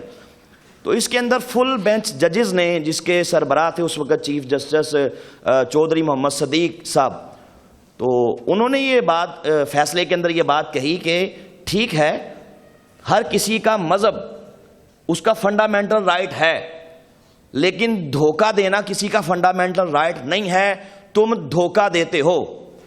جس طرح بھی کلمے کی بات چل رہی تھی، قادیانی کہتے ہیں کہ ہم تو کلمہ پڑھتے ہیں. ابھی آپ فرما رہے ہیں کہ مرزائیوں کو کلمہ پڑھنے سے کیوں روکا جاتا ہے. جس طرح انہوں نے کلمہ طیبہ کی جو تحریک چلائی، جس میں انہوں نے بیج لگانے شروع کی اپنی دکانوں پہ، اپنے سینوں پہ. تو میرے پاس یہ کتاب ہے جس کا بھی محمد متین خالد صاحب آپ کو ریفرنس دے رہے تھے. پوری دنیا کے جتنے مسلمان ہیں جب ہم کلمہ پڑھتے ہیں لا الہ الا اللہ محمد رسول اللہ، تو کلمے کے اندر لفظ محمد سے مراد محمد عربی صلی اللہ علیہ وسلم ہیں. بے شک. لیکن جب مرزائی کلمہ پڑھتے ہیں کہتے ہیں آپ نے ہمارا دل چیر کے دیکھ لیا. بھئی آپ کی کتابیں بتاتی ہیں کہ آپ کی حقیقت کیا ہے. یہ کتاب ہے ریویو آف ریلیجنز جس کا ابھی بتا رہے تھے. اس کتاب کے اندر مرزا قادیانی کے بیٹے مرزا بشیر احمد نے اس کتاب کے صفحہ نمبر 158 کے اندر یہ بات لکھی. کہتا ہے کہ پس مسیح موعود مرزا قادیانی خود محمد رسول اللہ ہے جو اشاعت اسلام کے لیے دوبارہ دنیا میں تشریف لائے. اس لیے ہم کو کسی نئے کلمہ کی ضرورت نہیں. ہاں اگر محمد صلی اللہ کی جگہ کوئی اور نیا آتا تو ہم نیا کلمہ پڑھتے. نعوذ باللہ. اب مرزائی کلمے کے اندر لفظ محمد سے مراد استغفر اللہ، نقل کفر نباشت مرزا قادیانی کو لیتے ہیں. دوسری بات، آپ کے ملک پاکستان کے اندر عیسائی بھی ہیں، ہندو بھی رہتے ہیں، سکھ بھی رہتے ہیں. آپ کسی سکھ سے پوچھے تیرا مذہب کیا ہے، وہ کہے گا میرا مذہب سکھزم ہے، میں سکھ ہوں. آپ کو مسلمان کہے گا. آپ عیسائی سے پوچھے تیرا مذہب کیا ہے، کہے گا میں عیسائی ہوں، میرا مذہب عیسائیت ہے. ہمیں مسلمان کہے گا. آپ کسی ہندو سے پوچھے تیرا مذہب کیا ہے، وہ کہے گا ہندو مت. میں کون ہوں، آپ کو مسلمان کہے گا. آپ کسی مرزائی سے پوچھیں گے تیرا مذہب کیا ہے، وہ کہے گا میرا مذہب اسلام ہے، اور یہ جو دنیا میں جتنے بھی مسلمان ہیں یہ سب کافر ہیں. نعوذ باللہ. اب مجھے بتائیں آپ کے پاکستان کے اندر یہ ساری اقلیتیں ہیں، ان میں اور قادیانیوں میں زمین و آسمان کا فرق ہے. یہ اپنی خود کو اپنے ہی مذہب کے نام سے متعارف کرواتے ہیں، لیکن مرزائی خود کو مسلمان کہتا ہے، ہمیں کافر کہتا ہے. آپ کو ایک مثال دیتا ہوں. آپ کسی عیسائی سے سوال کریں تیری مقدس کتاب کا کیا نام ہے، وہ کہے گا انجیل. کسی سکھ سے پوچھیں کہے گا گرنتھ. آپ کسی ہندو سے پوچھیں تیری مقدس کتاب کا کیا نام ہے، کہے گا گرنتھ. آپ مرزائی سے سوال کریں گے تیری مقدس کتاب کا کیا نام ہے، یہ کہے گا قرآن مجید. نعوذ باللہ. مجھے بتائیں آپ نے کبھی دنیا میں کوئی ایسا کافر بھی ہوتا دیکھا جو ہو تو کافر لیکن اس کی مقدس کتاب کا نام قرآن مجید ہو؟ آپ کسی عیسائی سے پوچھیں تیری عبادت گاہ کا کیا نام ہے، کہے گا گرجا، چرچ. کسی ہندو سے پوچھیں کہے گا مندر. سکھ سے پوچھیں کہے گا گردوارا. مرزائی سے پوچھیں تیری عبادت گاہ کا کیا نام ہے، کہے گا مسجد۔ بھائی یہ دھوکہ ہے، یہ فراڈ ہے۔ اور اس کی مثال ایسے ہی ہے کہ ہمارے لاہور میں ایک بہت بڑے وکیل صاحب ہوا کرتے تھے، ان کے گھر میں ایک بار ڈکیتی ہو گئی تو ڈی ایس پی صاحب خود موقع پہ پہنچے۔ انہوں نے کہا وکیل صاحب آپ تو بڑے زیرک انسان ہیں، بڑے عقل مند انسان ہیں، تو آپ نے خود سے ڈاکوؤں کے لیے گھر کا گیٹ کھول دیا، یہ آپ نے کیا کیا؟ تو وکیل صاحب کا سر جھک گیا، کہا ہاں ڈی ایس پی صاحب یہ بات ٹھیک ہے، میں نے اپنے ہاتھوں سے ڈاکوؤں کے لیے گھر کا دروازہ کھول دیا، لیکن وہ اس لیے کھولا کہ ڈاکو پولیس کی وردی میں آئے تھے، یہ پولیس کی وردی میں ہیں، یہ خود کو مسلمان کہہ کے مسلمانوں کا ایمان خراب کرتے ہیں۔ اس لیے کسی بھی قادیانی کو شاعر اسلامی استعمال کرنے کی اجازت نہیں دی جا سکتی، کیونکہ ان کا شاعر اسلامی استعمال کرنا دھوکہ ہے، فراڈ ہے اور بہت بڑا کفر ہے۔ اس والے سے میں ایک آخری عرض کرتا ہوں جی بالکل، کہ حدیث مبارکہ کے ذریعے سے حضرت سلیمان علیہ السلام کے مبارک دور کے اندر ایک بار ایک جنگل کے اندر ایک درخت کے اوپر ایک مادہ ہدہد اور ایک نر ہدہد دونوں بیٹھے تھے، خوشگپیوں میں مصروف تھے۔ اتنے میں انہوں نے کیا دیکھا کہ ایک شکاری آ رہا ہے، تو مادہ ہدہد نے نر ہدہد سے کہا کہ چلو یہاں سے چل نکلتے ہیں، بھاگ جاتے ہیں، یہ شکاری ہے ہمیں شکار کر لے گا۔ آگے سے نر ہدہد نے یہ بات کہی، اس نے کہا کہ پگلی یہ شکاری نہیں ہے، اس کی نہ چال شکاریوں والی ہے، نہ اس کا لباس شکاریوں والا ہے، نہ اس کے پاس کوئی اوزار ہے، نہ اس کے پاس کوئی ایسی چیز ہے شکار کرنے کی، یہ کوئی سادھو ہے جو جنگل کی سیر کے لیے یہاں پہ آ نکلا ہے۔ وہ دوبارہ خوشگبیوں میں مصروف ہو گئے۔ جب شکاری نے دیکھا کہ یہ دونوں غافل ہو چکے ہیں، قریب گیا، اس نے اپنے تھیلے سے تیر نکالا، کمان نکالی، نشانہ لیا اور جناب تیر چلا دیا۔ جو تیر تھا وہ سیدھا آ کے نر ہدہد کو لگا، وہ زمین پہ گرا۔ شکاری کے ظالم ہاتھ آگے بڑھے، اس نے جیب سے چاقو نکالا، اس کی گردن پہ پھیرا، تھیلے میں ڈالا اور آگے چل نکلا۔ جو مادہ ہدہد تھی اپنی فریاد لے کے اللہ کے نبی حضرت سلیمان علیہ السلام کے پاس پہنچ گئی کہ میرے ساتھ یہ ظلم ہوا ہے۔ آپ نے اس شکاری کو طلب کر لیا، اسے کہا ہاں بھئی تم نے اس کی خاوند کو قتل کیا ہے؟ اس نے کہا اللہ کے نبی میں نے تو شکار کیا ہے، اور شکار کرنا تو آپ کی شریعت کے اندر جائز ہے، میں نے کون سا ناجائز کام کیا؟ اب آگے سے مادہ ہدہد کی وہ فریاد سننے والی ہے۔ اس نے کہا اللہ کے نبی میری فریاد یہ نہیں ہے کہ یہ شکاری ہے اس نے شکار کیا ہے، میری تو فریاد یہ ہے، میری تو پکار یہ ہے، اس سے کہیں کہ جب یہ شکاری ہے تو شکاریوں کے لباس میں کیوں سامنے نہیں آیا؟ جی ہم دھوکہ کھا گئے، اور یہی بات ہم حکومت پاکستان سے کہتے ہیں، بار بار کہتے ہیں کہ اس لا پہ امپلیمنٹیشن کروائی جائے۔ قادیانی ایمان کے شکاری ہیں، قادیانی معاذ اللہ مسلمانوں کو کافر کہتے ہیں، خود کو مسلمان کے روپ میں پیش کر کے، خود کو شکاریوں کے روپ میں پیش کر کے نہیں آتے۔ اس لیے قادیانیوں کو کسی قسم کا بھی اس حوالے سے رائٹ نہیں ہے کہ وہ شاعر اسلامی کو استعمال کریں اور مسلمانوں کو دھوکہ دیں۔ شاہ صاحب جس طرح کہ عرفان صاحب نے فرمایا بھی کہ 84 کا آرڈیننس بنا، ان کو شاعر اسلامی سے روکا گیا، لیکن ان کی طرف سے تو مسلسل یہ اصرار ہے کہ ہم کلمہ بھی وہی پڑھ رہے ہیں، نماز بھی پڑھ رہے ہیں، ہمارے سارے کام مسلمانوں والے ہیں، پھر بھی ہم مسلمان کیوں نہیں ہیں؟ جب یہی کام آپ لوگ کرتے ہیں، نماز پڑھتے ہیں، کلمہ پڑھتے ہیں، وہی کلمہ آپ پڑھیں لا الہ الا اللہ، آپ مسلمان۔ وہ کہتے جب یہ کلمہ میں پڑھتا ہوں میں مسلمان کیوں نہیں؟ آخر وہ کیا وجہ ہے کہ ہم لوگ ان کو مسلمان تسلیم نہیں کر پا رہے اور نہ ہی کرنا چاہتے ہیں؟ ان کا جو دعویٰ مسلسل اصرار ہم مسلمان، ہمارے کام مسلمانوں والے، نماز، کلمہ، روزہ، زکوٰۃ، آپ کیا سمجھتے ہیں اس دعوے میں حقیقت کتنی ہے؟ اور ان میں اور اسلام میں کون کون سے ایسے فرق ہیں عقائد کے جن کی بنیاد پر ہم ان کو پھر بھی کافر کہتے ہیں؟ بسم اللہ الرحمن الرحیم۔ یہ مرزائیوں کی طرف سے اور ایسے مسلمان کہ جو مرزائیت کو سمجھتے نہیں ہیں، ان کی طرف سے یہ سوال اٹھایا جاتا ہے کہ ہم کلمہ، نماز، روزہ، زکوٰۃ سب کچھ پڑھتے ہیں، کرتے ہیں، تو اس کے باوجود ہمیں کیوں کر کافر کہا جاتا ہے؟ اس کی کیا وجہ ہے؟ تو اس کا چھوٹا سا جواب یہ ہے کہ ہم پہلے یہ سمجھ لیں کہ کیا کلمہ پڑھنے والا، ہر جو بندہ کلمہ پڑھ لے وہ مسلمان ہو جاتا ہے؟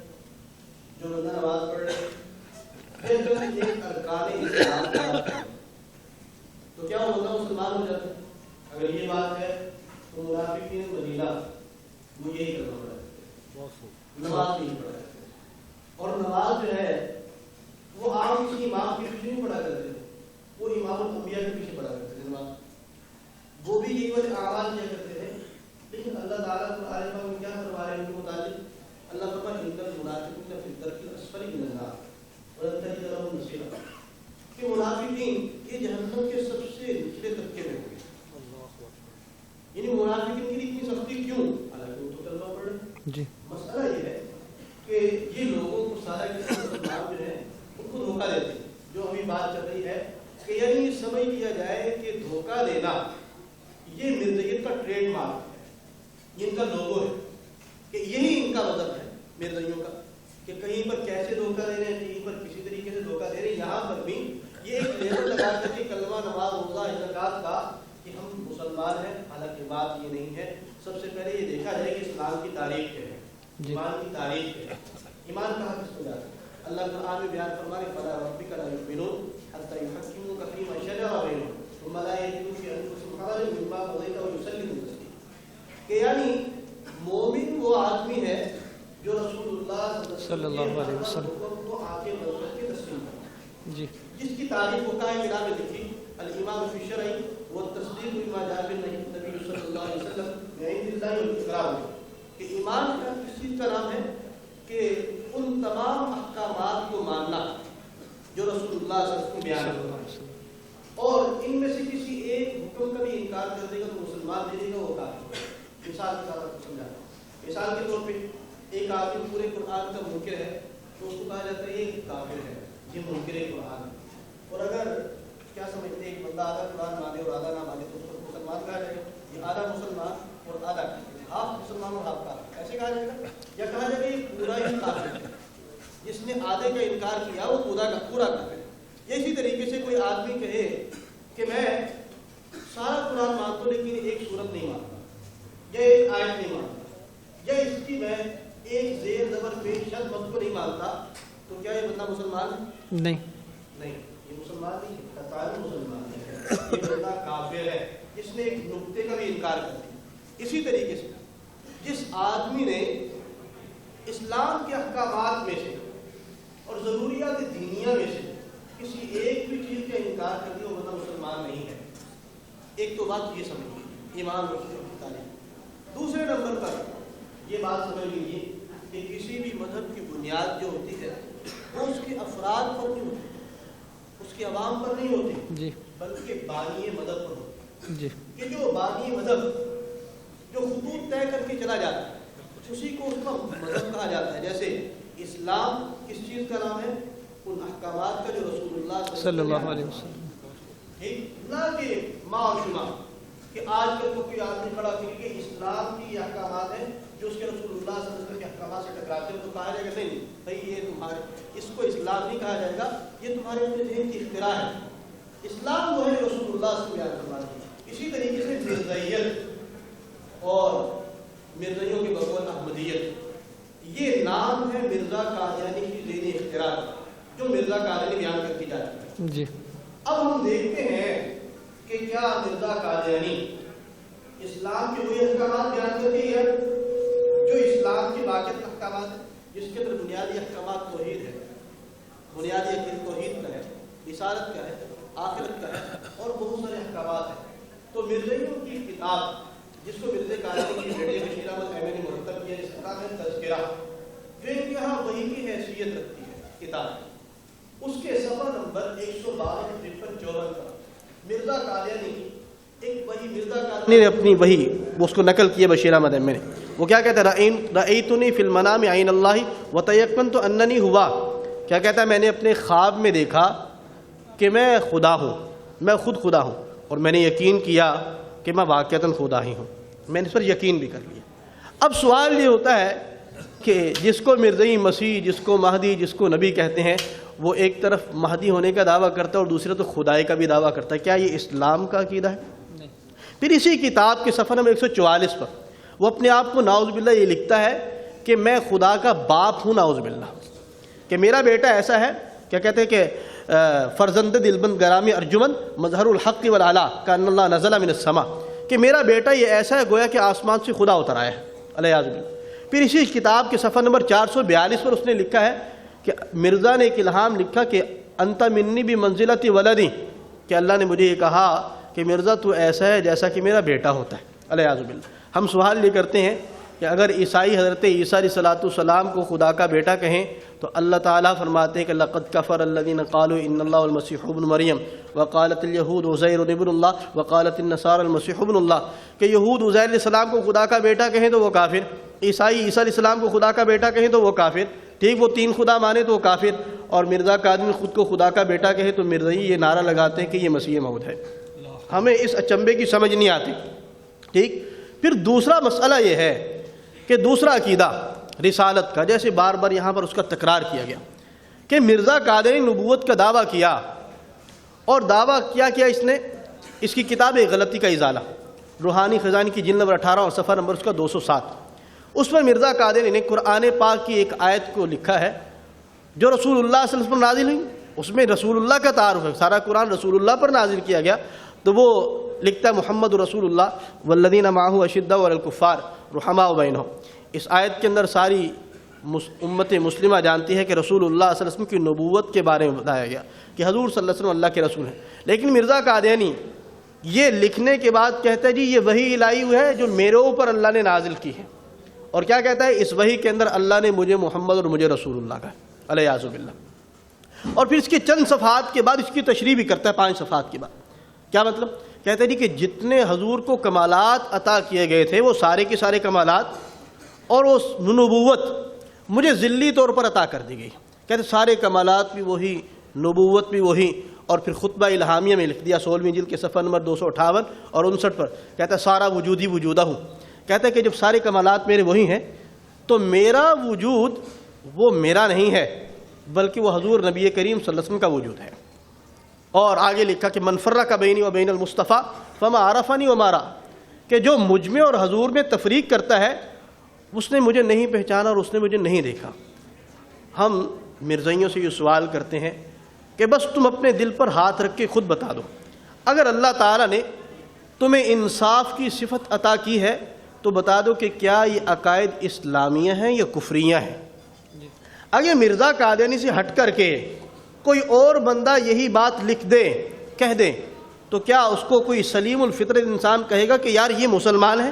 بالکل بھی نہیں۔ اور اس پر بس نہیں کی، بلکہ اس سے آگے مرزا قادیانی کا مرید ظہور الدین اکمل وہ شعر لکھتا ہے اور کہتا ہے محمد پھر اتر آئے ہیں ہم میں اور آگے سے ہیں بڑھ کر اپنی شاہ میں، محمد دیکھنے جس نے اکمل غلام احمد کو دیکھے قادیہ میں۔ تو مرزائیوں کا عقیدہ اور نظریہ یہ ہے کہ حضور صلی اللہ علیہ وسلم دنیا میں ایک دفعہ نہیں آئے بلکہ نعوذ باللہ 2 دفعہ دنیا میں آئے ہیں، پہلی دفعہ مکہ مکرمہ میں حضور صلی اللہ علیہ وسلم کی شکل میں، اور دوسری دفعہ مرزا قادیانی کی شکل کے اندر قادیان میں، اور یہاں تک لکھا کہ اس محمد کی شان پہلے محمد سے بھی زیادہ ہے الیاذ باللہ۔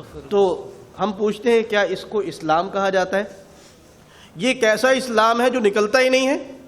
اسلام تو ایک ذرہ برابر بات جو ہے وہ برداشت نہیں کرتا۔ صدیق اکبر رضی اللہ تعالیٰ عنہ نے منکرین زکوٰۃ کے ساتھ جو جہاد کیا تھا اس کی وجہ کیا تھی؟ وہ باقی سارے احکامات مانتے تھے۔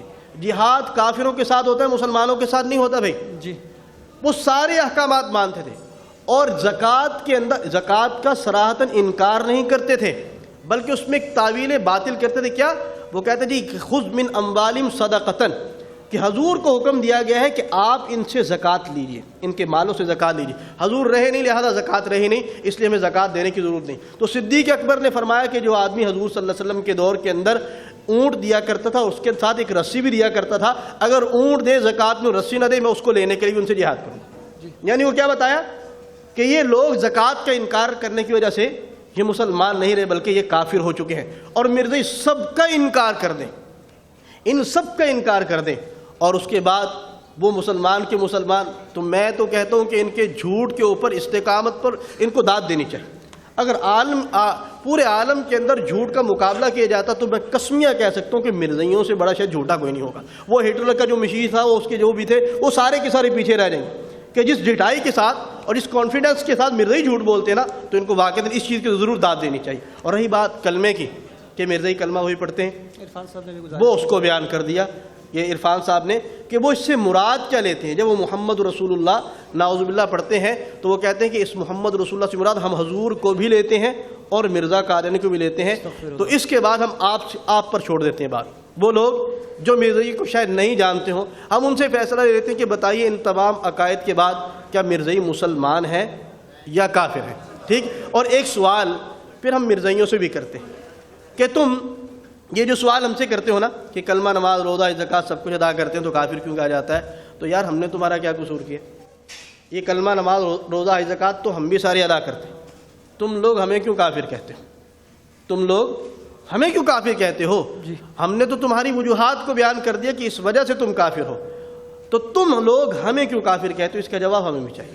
جی صاحب, جس طرح کہ حضرت شاہ صاحب نے فرمایا کہ مرزا قادیانی نے یہ دعوے کیے, سارے دعوے گنوائے ان کے, جس طرح ہم بطور مسلمان سیرت ہمارے نصاب کا حصہ ہے اور ہر زمان و مکان میں نبی اکرم صلی اللہ علیہ وسلم کا اسوہ حسنہ ہمارے لیے بشر لے رہا ہے. آپ کی ذات ہماری لیے رول ماڈل کی حیثیت رکھتی ہے. کیا قادیانیوں کے لیے بھی ان کا جو بانی مذہب ہے مرزا غلام محمد قادیانی, کیا وہ اس کی شخصیت و کردار سے واقف ہیں اور کیا وہ ان کے لیے رول ماڈل کی حیثیت رکھتا ہے؟ شاہ صاحب نے شرعی دلائل کے حوالے سے ساری گفتگو, اس میں ایک چیز لاجک کی ہے, کامن سینس کی ہے. جی, میں اس کو یوں کہتا ہوں کہ اصول, شریعت, ضوابط جو ہے وہ فالور کے نہیں ہوتے, ریفارمر کے ہوتے ہیں. جی جی, نبی کے ہوں گے. اب جو مانتے ہیں مرزا غلام احمد قادیانی کو, بانی مذہب کا اعتبار ہے, بانی مذہب, اعتبار اس پہ کیا جائے گا. جی, اور جو نہیں مانتے, جو کہتے ہیں کہ ہم حضور کا آخری نبی مانتے ہیں, ہم مرزا کو نبی نہیں مانتے, یہ عام مغالطہ دیا جاتا ہے ہمارے معاشرے میں. تو ان سے کہنا پڑے گا کہ پھر آپ مرزا صاحب کے فالوور نہ رہے. وہی بات کہ بانی مذہب پر قیاس کیا جائے گا نا, تو پھر آپ فالوور نہ رہے. ایک بچپن کی بات ہے, ایک جھگڑا ہو گیا قادیانیوں سے, جب ابھی 73-74 کی یہ تحریک نہیں چلی تھی, تو ہم اسکول کالج میں پڑھتے تھے کہ دفنانے لگے. ہم نے وہاں رفڑ ڈال دیا کہ نہیں دفنانے دیں گے ہمارے قبرستان میں. ربا سے آیا ہوا تھا مربی, کہنے لگا لا الہ الا اللہ محمد الرسول اللہ, ہم تو حضور کو آخری نبی مانتے ہیں. میں نے کہا بھائی ہمارا یہ جھگڑا ہی نہیں ہے آپ سے, ہمارا جھگڑا ہے کہ مرزا غلام احمد قادیانی اور ہر مدعی نبوت کو, جھوٹے مدعی نبوت کو دائرہ اسلام سے خارج اور واجب القتل سمجھتے ہو یا نہیں, یہاں یہ کہنا پڑے گا. مرزا غلام احمد قادیانی حضور صلی اللہ علیہ وسلم ہمارے آئیڈیل, ان کی تعلیمات ہماری دل و جان سب کچھ, اس پہ تو کسی کو کوئی کلام ہی نہیں ہے. اس پہ پھر وہی بات آئے گی کہ مرزا غلام احمد قادیانی کی تعلیمات, مرزا غلام احمد قادیانی کی تصنیفات, اس کے ارشادات, ملفوظات, فرمودات, یہ وہ کہتے ہیں جی, وہ ایک ساتھی زیادہ ہنس پڑے, وہ کہتے ہیں جی مولوی صاحب وہ کیا ہوا آپ کو, کبھی آرام سے بھی بات کر لینی چاہیے, کبھی یہ گلا پھاڑ کر, یہ سپیکر, یہ ممبر, تو ماشاءاللہ بڑا اچھا ماحول دیا آپ نے کہ باتیں کرنے کا ماحول ہے یہ. اور ویسے بھی کہتے ہیں کہ مناظرے کا دور جا چکا ہے اور مکالمے کا دور ہے. جی, مکالمے کا. تو ہم تو حضرت مولانا محمد حیات صاحب بھی فرمایا کرتے ہیں, مرزا غلام احمد قادیانی صاحب نے فرمایا جی, مولانا راشدی کہتے ہیں کہ میں نے کہا جی حضرت آپ یہ کہہ رہے ہیں, کہتے ہیں وہ بھی تو ایک قوم کا لیڈر تھا نا, بات تو کرنے دینا, آپ ان تک بات تو ہمیں پہنچانے دینا. جی بے شک. تو یہ ساری جو جد و جہد ہے, یہ بات ہے اس کھلے ماحول میں. مرزا غلام احمد قادیانی کی تصنیفات اور فرمودات, قادیانی اس کو چھپا رہے ہیں, اور ان کی نئی اور تازہ وضع شدہ پالیسی کے مطابق خلیفہ صاحب کے احکامات ہیں کہ عام قادیانیوں تک اردو میں چھپا ہوا قادیانی لٹریچر جو ہے اس کو ذرا سامنے نہ لایا جائے. کیوں؟ اس لیے دو قسم کی باتیں ہیں. جیسے لامذہبیت مسلمانوں میں بھی ہے, فری طور پر سوچنے والے, اس میں کھلے ذہن سے سوچنے والے, اور مذہب سے بیزاری کا رجحان دنیا میں تمام مذاہب سے ہے. جی. تو وہ اس سے گھبرا گئے ہیں کہ اب یہ لوگ جو ہماری تصنیفات نارمل ماحول میں، کھلے ماحول میں، بغیر مناظرے کے ہمارے ہی دوستوں کو دکھا کر ان کو قادیانیت سے دور کرنے کا سبب پیدا کر رہے ہیں، تو اپنی ہی تعلیمات کو چھپانے کا رجحان بھی دنیا میں واحد قادیانیوں کے پاس ہے. اور کوئی مذہب ایسا نہیں ہے دنیا میں جو اپنی تعلیمات کو چھپاتا ہو اور اپنا جو ریفارمر ہے، جو اس کا پیشوا ہے، جو اس کا کبھی یہ کہتے ہیں جی ہم تو مسیح موعود مانتے ہیں، مہدی مانتے ہیں، فلاں فلاں فلاں، عام آدمی کو دھوکہ دینے کے لیے. بھائی بات صرف اتنی کرنی پڑے گی کہ مرزا صاحب کا اپنا دعویٰ کیا ہے. مرزا صاحب کے اپنے دعوے کی روشنی میں ہی ساری بات کی جائے گی. اسی لیے وہ اپنی تعلیمات کو، اپنی مرزا صاحب کی تصنیفات کو چھپا کر وہ خود اس بات کا موقع فراہم کر رہے ہیں کہ نسل نو قادیانیوں کی جو ہے، اور خصوصاً بنگلہ دیش میں، ہندوستان میں، انڈیا میں اور ان ممالک میں، اور پھر کچھ عرب میں. چیمہ صاحب، اگر وہ ان شخصیت و کردار کے حوالے سے بانی مذہب کے جو آپ فرما رہے ہیں چھپا رہے ہیں، اگر وہ نہ چھپائیں اور قادیانیوں کے سامنے وہ شخصیت و کردار واضح ہو جائے، تو آپ کیا سمجھتے ہیں ایسی شخصیت رول ماڈل بن سکتی ہے؟ نہیں، ایسی شخصیت رول ماڈل نہیں بن سکتی، اس لیے کہ ہمارا تجربہ یہ ہے، اور خصوصاً ان 10 سالوں کا تجزیہ یہ ہے کہ ہم نے دعوتی اسلوب کو کچھ فروغ دیا ہے. اور اس میں جو مشاہدات، جو تجربات اور اچھی چیزیں جو سامنے آئی ہیں وہ یہ ہیں کہ بہت سے قادیانی اپنے مرزا صاحب کی تعلیمات اور تصنیفات اور تحریروں سے اس طرح سے دور ہوئے ہیں. اور ان کے لیے جب قادیانیوں کے سامنے ایک بات، ہم مرزا صاحب کا حوالہ نہیں دیتے، مرزا بشیر الدین کا حوالہ نہیں دیتے، قاضی ایاز کا، قاضی کا حوالہ، اکمل کا حوالہ نہیں دیتے، تو ہم ایک بات کامن سینس سے کہتے ہیں تو لا محالہ وہ کہتا ہے کہ یہ بات نہیں ہو سکتی.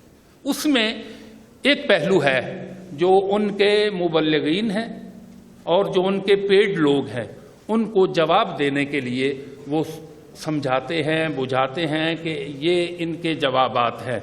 عام طور پہ قادیانیوں کے لیے ان کی اپنی تعلیمات اور ان کا اپنا پیشوا جو ہے وہ رول ماڈل نہیں ہے، اور یہ بات اگر دعوتی انداز میں اسی طرح چلتی رہی تو آنے والے 20-25 سالوں میں انشاءاللہ بہت فرق پڑے گا.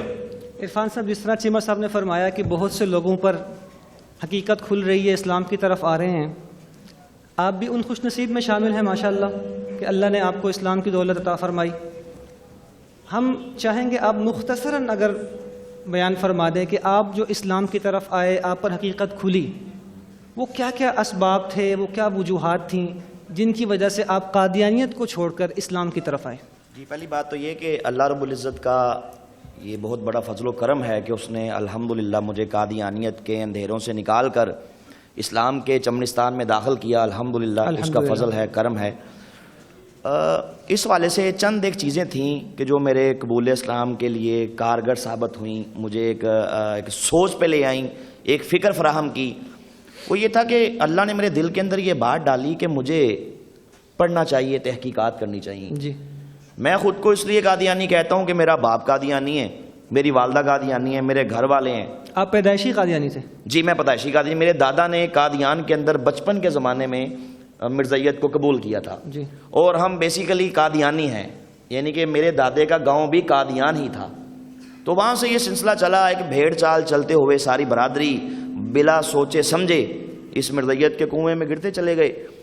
تو میں نے سوچا کہ مجھے پڑھنا چاہیے، تحقیقات کرنی چاہیے. الحمدللہ میں نے اس مقصد کے حصول کے لیے قادیانیوں کی جو بیسک بکس ہیں، مرزا قادیانی کی روحانی خزائن پہ مشتمل 84 کتابیں، ان کو میں نے منگوایا. قادیانی کتب کو جو بنیادی ان کا لٹریچر ہے اس کو میں نے منگوایا اور اس کو میں نے پڑھنا شروع کیا. اب میرے ذہن کے اندر مرزا قادیانی کا ایک عقیدت کا، احترام کا ایک شیش محل تھا. جی. کہ وہ امام مہدی ہیں، مسیح موعود ہیں، ذلی بروزی نبی ہیں، نعوذ باللہ. اللہ پاک کے بڑے اعلیٰ جو ہے نا معاذ اللہ انسان تھے، اللہ پاک کی طرف سے مبعوث کیے گئے. لیکن جب میں نے کتابیں پڑھیں تو وہ بالکل اس سے برعکس. جی کہیں ان کتابوں کے اندر اللہ تعالیٰ کی شان میں گستاخیاں، نعوذ باللہ معاذ اللہ. جی کہیں اللہ تعالیٰ کے انبیاء علیہ السلام کی شان میں گستاخیاں، کہیں نبی پاک صلی اللہ علیہ وسلم کی شان میں گستاخیاں، جس طرح شاہ صاحب فرما رہے تھے مکہ مدینہ کو معاذ اللہ گالیاں، اہل بیت اطہار کی شان میں گستاخیاں، جس طرح بھی شاہ صاحب فرما رہے تھے. تو میں نے جب یہ ساری کتابوں کو پڑھا تو اللہ کا فضل ہو گیا، اس کا کرم ہو گیا کہ الحمدللہ میں نے کہا یہ تو بالکل کفر ہے بہت بڑا، یہ تو بہت بڑی زندیقیت ہے، ارتداد ہے. اللہ رب العزت نے میری آنکھیں کھول دی الحمدللہ، اور میں نے عرفان بھائی اسلام آپ پہ قبول کر لیا. حقیقت کھلی، آپ اسلام کی طرف مائل ہوئے، اس کا سبب ان کی اپنی کتابیں بنی. تو آپ کیا سمجھتے ہیں یہ حقیقت اس کمیونٹی کے دیگر افراد پر آج تک نہیں کھلی، یا وہ کتابیں پڑھتے نہیں ہیں؟ جی بات یہ ہے کہ مرزا قادیانی کے دور سے لے کے اب تک ایک دو نہیں، سینکڑوں نہیں، ہزاروں لاکھوں افراد جن تک یہ حقیقت پہنچی الحمدللہ وہ مرزائیت کو باقاعدہ چھوڑ کر اسلام قبول کر چکے ہیں. ہمارے محمد متین خالہ صاحب تشریف فرما ہیں، ان کی بڑی زبردست ہے کہ انہوں نے کاوش کی، اللہ نے ان کے دل میں ایک بات ڈالی ہے کہ انہوں نے نئے اینگل سے کام کیا، نئے زاویے سے کام کیا. ان کی ایک تصنیف ہے قادیانیت سے اسلام تک. اچھا اس کے اندر انہوں نے کام یہ کیا کہ ویسے تو میں نے عرض کی کہ لاکھوں افراد مسلمان ہوئے جن تک یہ حقیقت پہنچی، اللہ تعالیٰ نے ان کو نور ایمان دیا، ہدایت کی دولت سے سرفراز کیا. انہوں نے اس کے اندر مرزا قادیانی سے لے کے اب تک جو بڑے بڑے لوگ تھے، جس میں جناب مولانا لال حسین اختر صاحب، جی جی ان کا قبول اسلام کی رداد ہے کہ وہ کیسے مسلمان ہوئے. حسن محمود جیسے قادیانی اخبار عربی کا فلسطین کے التقویٰ کے چیف ایڈیٹر، ان کی قبول اسلام کی رداد ہے اس کے اندر ہیں جی. بڑے بڑے قادیانیوں کی قبول اسلام کی رداد لکھی، شیخ راحیل احمد صاحب جیسے کہ جو جرمنی کی مرزائی جماعت کے مرکزی اور اعلیٰ عہدیدار تھے، انہوں نے اسلام قبول کیا، اس کی ہمارے رداد ملک لکھی. پاکستان میں بھی ایسے لوگ ہیں جو اسلام کی طرف مائل ہوئے. جی ملک پاکستان میں بھی ایسے لوگ ہیں جو تائب ہوئے اسلام کی طرف. جی الحمدللہ. ابھی تازہ ترین آپ کے پاس مثال آپ کے سامنے شمس الدین صاحب کی ہے کہ جو مرزا مسرور جو مرزائیوں کا اس وقت کا 5واں خلیفہ ہے، یہ اس کے رضائی بھتیجے ہیں. اللہ نے ان کو نور ایمان دیا الحمدللہ، اور اسلام قبول کرنے کے بعد بہت سو کے قبول اسلام کا یہ وسیلہ بنے. اللہ تعالیٰ کا فضل و کرم سے میں نے اس کی توفیق ہے اس کا جس سے کام لے لے. الحمدللہ 200 سے زائد قادیانیوں کو جو میں نے انفرادی ملاقاتوں میں ان سے گفتگو کر کے الحمدللہ انہیں راہ راست پہ لے کے آیا. جس طرح ابھی چیمہ صاحب بتا رہے تھے کہ اس وقت ہم نے جو یہ تجربہ کیا یہ 100% کامیاب ہوا. جی الحمدللہ لوگ باقاعدہ بالکل کنارے پہ کھڑے ہیں. جو ان کی نئی نسل ہے، ایک لے مین ہے جسے کچھ نہیں پتا، وہ جسٹ اس لیے مرزائی ہے کہ اس کے بڑے ہیں. آپ اس تک اگر دعوت کو پہنچائیں، اس کے ہم نے 100% اثرات دیکھے ہیں. ہم نے یقین جانیے ایک ایک گھنٹے کے اندر، ایک ایک گھنٹے کی ملاقاتوں میں پوری فیملی مسلمان کی ہے الحمدللہ. تو یہ بات ہے کہ ہمیں اس پہلو سے بھی بڑی اشد ضرورت ہے. اگر ہم اس کام کو کریں تو انشاءاللہ اللہ تعالیٰ کی طرف سے ہمیں بڑی برکتیں ملیں گی. ایک دو نہیں، لاکھوں افراد ابھی بھی بالکل کنارے پہ کھڑے ہیں. صرف ہم نے تھوڑی سی ہمت کرنی ہے، انشاءاللہ ہدایت دور نہیں ہے. آپ نے فرمایا کہ لاکھوں لوگ ایسے بھی ہیں جو بالکل کنارے پہ کھڑے ہوئے، حقیقت کھل چکی ہے، تو ان کے پھر اسلام کی طرف آنے میں رکاوٹ کیا ہے؟ آپ کیا سمجھتے ہیں؟ جی اس میں یہ ہے کہ ایک تو یہ ہے کہ وہ ایک عام آدمی جب یہ دیکھتا ہے کہ یار میں اسلام قبول کروں گا، اب یہاں پہ میری ساری مرزائی کمیونٹی ہے، میرا خاندانی نظام ہے، تو میں کس طرح اسلام قبول کرنے کے بعد وہ وہاں پہ کیسے جاؤں گا؟ ابھی پچھلے دنوں کی بات ہے، ہمارے ایک دوست ہیں گوال منڈی میں ہوتے ہیں، نسیم ان کا نام ہے. تو ان کی مسز کو ہم نے تقریباً کوئی 4 سال پہلے مسلمان کیا. ان کی پھر شادی ہو گئی. انہوں نے اپنے پیرنٹس کو، اس کی مسز نے اپنے والدین کو ان کے گھر میں بلایا اور مجھے کہا کہ آپ آئیں ان سے بات چیت کریں. میں وہاں پہ پہنچ گیا. ود ریفرنس میں نے بکس لی مرزا قادیانی کی. ان سے تقریباً میری 6-7 گھنٹے ان کے گھر کے اندر میری ملاقات ہوئی. میں نے سارے پہلو واضح کیے، مرزا قادیانی کے عقائد واضح کیے.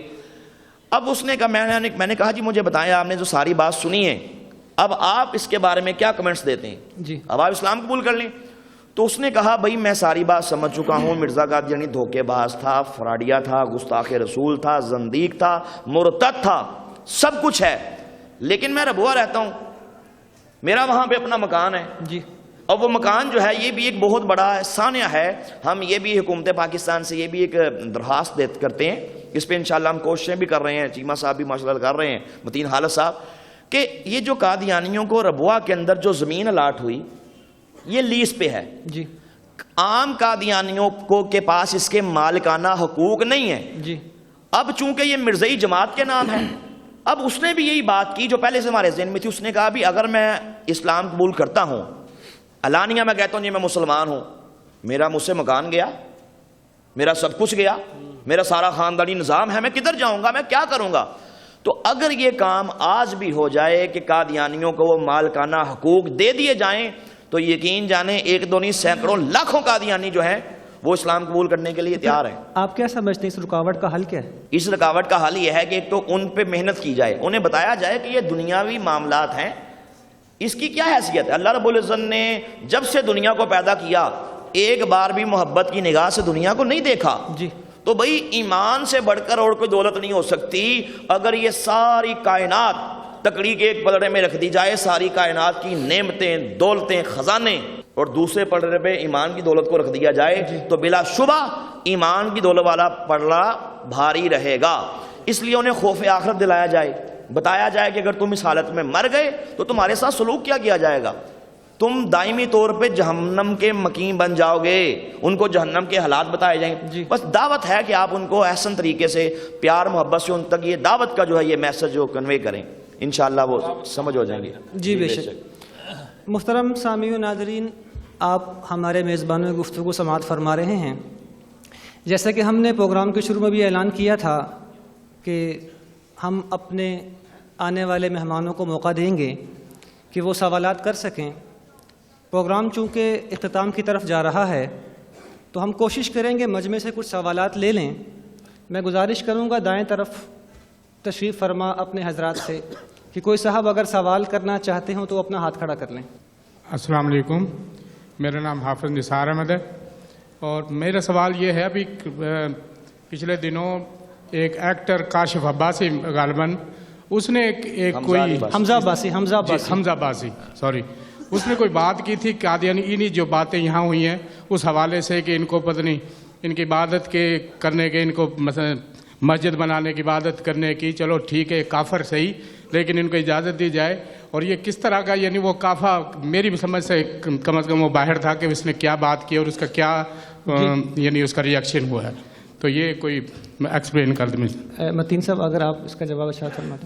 پہلے میں ایک چھوٹی سی برق صاحب نے بڑی خوبصورت بات کی، میں ان کی اور چیمہ صاحب کی بات کو تھوڑا سا فائدہ اٹھاتے ہوئے صرف 2 منٹ. پوری دنیا میں قصور نہیں، لاہور نہیں، کراچی نہیں، پشاور نہیں، پاکستان نہیں، پوری دنیا میں آل اوور دا ورلڈ کوئی ایک سنگل ون قادیانی بھی نہیں ہے. ہمارے ہاں فیس بک ہے، واٹس ایپ ہے، چینلز ہیں، ویب سائٹس ہیں. کوئی قادیانی پوری دنیا میں کوئی آئے چیلنج قبول کرے. میرا ڈیلی موشن پہ یوٹیوب پہ یہ پچھلے 10 سال سے میرا چیلنج چل رہا ہے. پوری دنیا میں سنگل ون ایک قادیانی بھی نہیں ہے جس نے مرزا غلام احمد قادیانی کی ساری کتابیں پڑھی ہوں. ان کو کتابوں کے نام ہی نہیں آتے. ہم مناظرہ کرنے جاتے ہیں، وہ آگے سے آتا ہے پتہ نہیں میں نے کیا فتح کر لینا. میرا پہلا سوال یہ ہوتا ہے کہ میں نے کہا جناب آپ نے مرزا صاحب کی کتنی کتابیں پڑھی؟ 4. میں کہا باقی طرح پیوڑیں پڑھنی ہیں. کل کتابیں گھر سے مناظرہ کرنے کے لیے آئے ہو، گھر سے مناظرہ کرنے کے لیے آئے ہو. 4 کتابیں 100 کتابیں، جیسے عرفان برق صاحب نے فرمایا کہ روحانی خزائن کی 84 10 جلدیں ملفوظات کی، مجموعہ اشتہارات کی 3 ہیں، تذکرہ ہے. تو یہ کتابیں کس نے پڑھنی؟ تو جیسے چیمہ صاحب نے فرمایا کتابیں چھپائی جاتی ہیں، ان کو کتابیں دکھائی، ان کو کہنے کی ضرورت نہیں ہے. جب وہ کتابیں نہیں پڑھیں گے، اب میری بچیاں بہنیں اوپر بیٹھی ہیں تو میرے تو آپ نے ویسے ہاتھ باندھ دیے، ورنہ میں آپ کو بتاتا. جہاں اس کے مرزا غلام احمد قادیانی کے کریکٹر کی بات ہوئی، مرزا غلام، آپ پوری دنیا میں چلے جائیں، مرزئی آپ کو مناظرہ کریں گے، کہیں گے جی حیات عیسیٰ پہ آ جائیں، نزول عیسیٰ پہ آ جائیں، آپ اجرائے نبوت پہ آ جائیں، لیکن مرزا قادیانی کے کریکٹر پہ کوئی قادیانی آپ کے ساتھ گفتگو نہیں کر سکتا، اس لیے کہ ان کو پتہ کہ اس کریکٹر میں کیا ہے. اور آخری بات جو فرمایا کہ بھی اب ان کو حل کیا ہے، کس طرح یہ واپس آ سکتے ہیں. میری درخواست صرف یہ ہے کہ اب وہ مارنے کا، دھمکانے کا وہ چلا گیا دور، اب خوش اخلاقی ہے. جی میں آپ کو چیمہ صاحب ایک واقعہ سناتا ہوں. ایک خاتون، ایک لڑکی لڑکا، ایک لو، ان کی لو ہو گئی، وہ ڈیٹ مارتے ہیں، اس کا کیا لو ڈیٹیں مارتے ہیں وہ.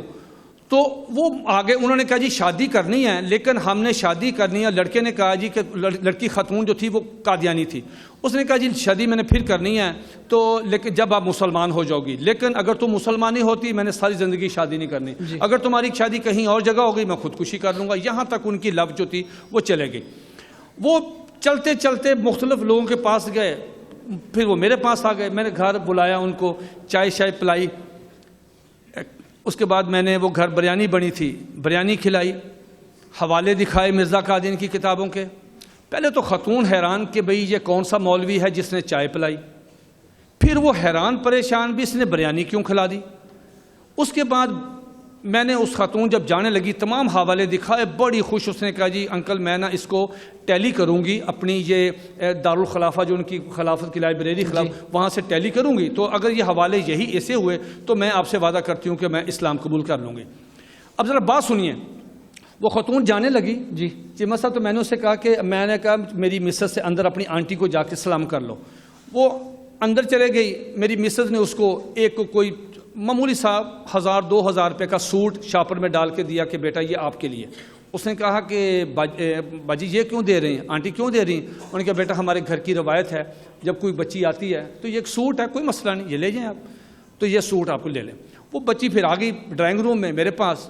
وہ جانے لگی، میں نے 1000 روپے نکال کے اس کو دیا. میں نے کہا بیٹا یہ 1000 روپیہ آپ بیٹی ہو، گھر آئی ہو، چاہے کافر ہو مرتد ہو جو مرضی ہو، ہمارے گھر کے کچھ اصول ہیں، تو یہ 1000 روپیہ آپ لے جائیں. جی اللہ کی قسم، میں اللہ کی قسم کھا کے آپ سے کہتا ہوں، اس لڑکی نے وہاں سے دھاڑے مار مار کے وہ روتی رہی، اور دھاڑے مار مار کے روتی رہی. گاڑی تک وہ آئی، وہ چپ نہیں کی. میں نے اس سے پوچھا کہ بیٹا کیا ہوا؟ کہنے لگی انکل یہ آپ نے کیا کیا، اتنا پیار، اتنی محبت. اس نے کہا میں نے کوئی خلافت لائبریری نہیں جانا، میں لعنت بھیجتی ہوں قادیانی. مجھے آپ کے متعلق بتایا تھا آپ وحشی ہیں، آپ دہشت گرد ہیں، آپ گالیاں. میں کہا میں جہاں گئی ہوں انہوں نے مجھے گندی گالیاں دی ہیں، مجھے انہوں نے کیا کچھ نہیں کہا. میں کچھ نہیں دیکھنا، میں نے کوئی حوالہ نہیں دیکھنا، میں مرزے پہ لعنت بھیجتی ہوں، میں اسلام قبول کرتی ہوں. ماشاءاللہ. میں آپ سے درخواست کرتا ہوں کہ یہ لوگ محبت کے بھوکے ہیں. اب ایک جیسے شاہ صاحب نے، چیمہ صاحب نے، اب برق صاحب نے، اب ان کو پیار کے ساتھ بلائیں. جی ان کو پتہ ہی نہیں، وہ بیچارے بالکل آئے ہوئے ہیں. اگر آپ ان کو محبتیں دیں گے، پیار کریں گے، ایک شخص بھی، ایک بندہ بھی اگر آپ قادیانی سے نکال کے واپس لے آئیں گے، آپ کی آخرت، آپ کی نجات کے لیے، نبی علیہ الصلوۃ والسلام کی شفاعت کے لیے ایک ہی نیکی یہ کافی ہے انشاءاللہ. اچھا جیسے بھائی جان نے فرمایا. ایک سوال.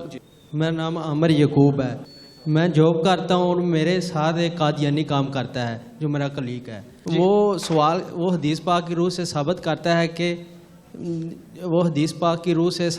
ہے کہ وہ کلمہ گو ہے اور قبلہ روح کی منہ کی طرف نماز پڑھتا ہے. جی قبلے کی طرف نماز پڑھتا ہے اور وہ کافر نہیں ہو سکتا. ہم ان کو کافر کیوں کہتے ہیں؟ جی شاہ صاحب میں گزارش کروں گا آپ سے کہ یہ ایک بہت بڑا سوال ہے قادیانیوں کی طرف سے کہ ہم کلمہ پڑھتے ہیں لا الہ الا اللہ محمد رسول اللہ، اور ہم نماز جس کو وہ نماز کہتے ہیں ہم تمہارے ہی قبلے کی طرف منہ کر کے نماز پڑھتے ہیں.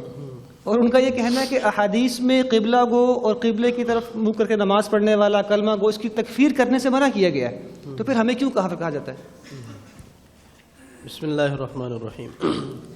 اس سے پہلے میں بس کچھ گزارش کرنا چاہوں گا جو متین صاحب بات فرما رہے تھے کہ اصل بات یہ ہے کہ قادیانی دو طرح کے ہیں جی کہ جن کو ہم دعوت اسلام دیتے ہیں. ایک تو اس میں سے ایسے ہیں جو ضدی اور ہٹ درم ہیں جی کہ جن کو دعوت دینے کا کوئی فائدہ نہیں ہے لیکن ہم ان کو پھر بھی دعوت دیتے ہیں. جی تو وہ اس کے اوپر قائم ہیں قالوا وجدنا آباءنا علی امۃ وانا علی آثارہم مقتدون کہ ہمارے باپ دادا ایسا تھے، ہم نے بھی ایسے ہی رہنا ہے. جی دوسرے جو سلیم الفطرت لوگ ہیں وہ بات کو سنتے ہیں، مانتے ہیں. جیسا کہ متین صاحب نے کہا کہ وہ بچی کے ساتھ سارا واقعہ سنایا، جی اس میں دو طرفہ کوتاہی ہے.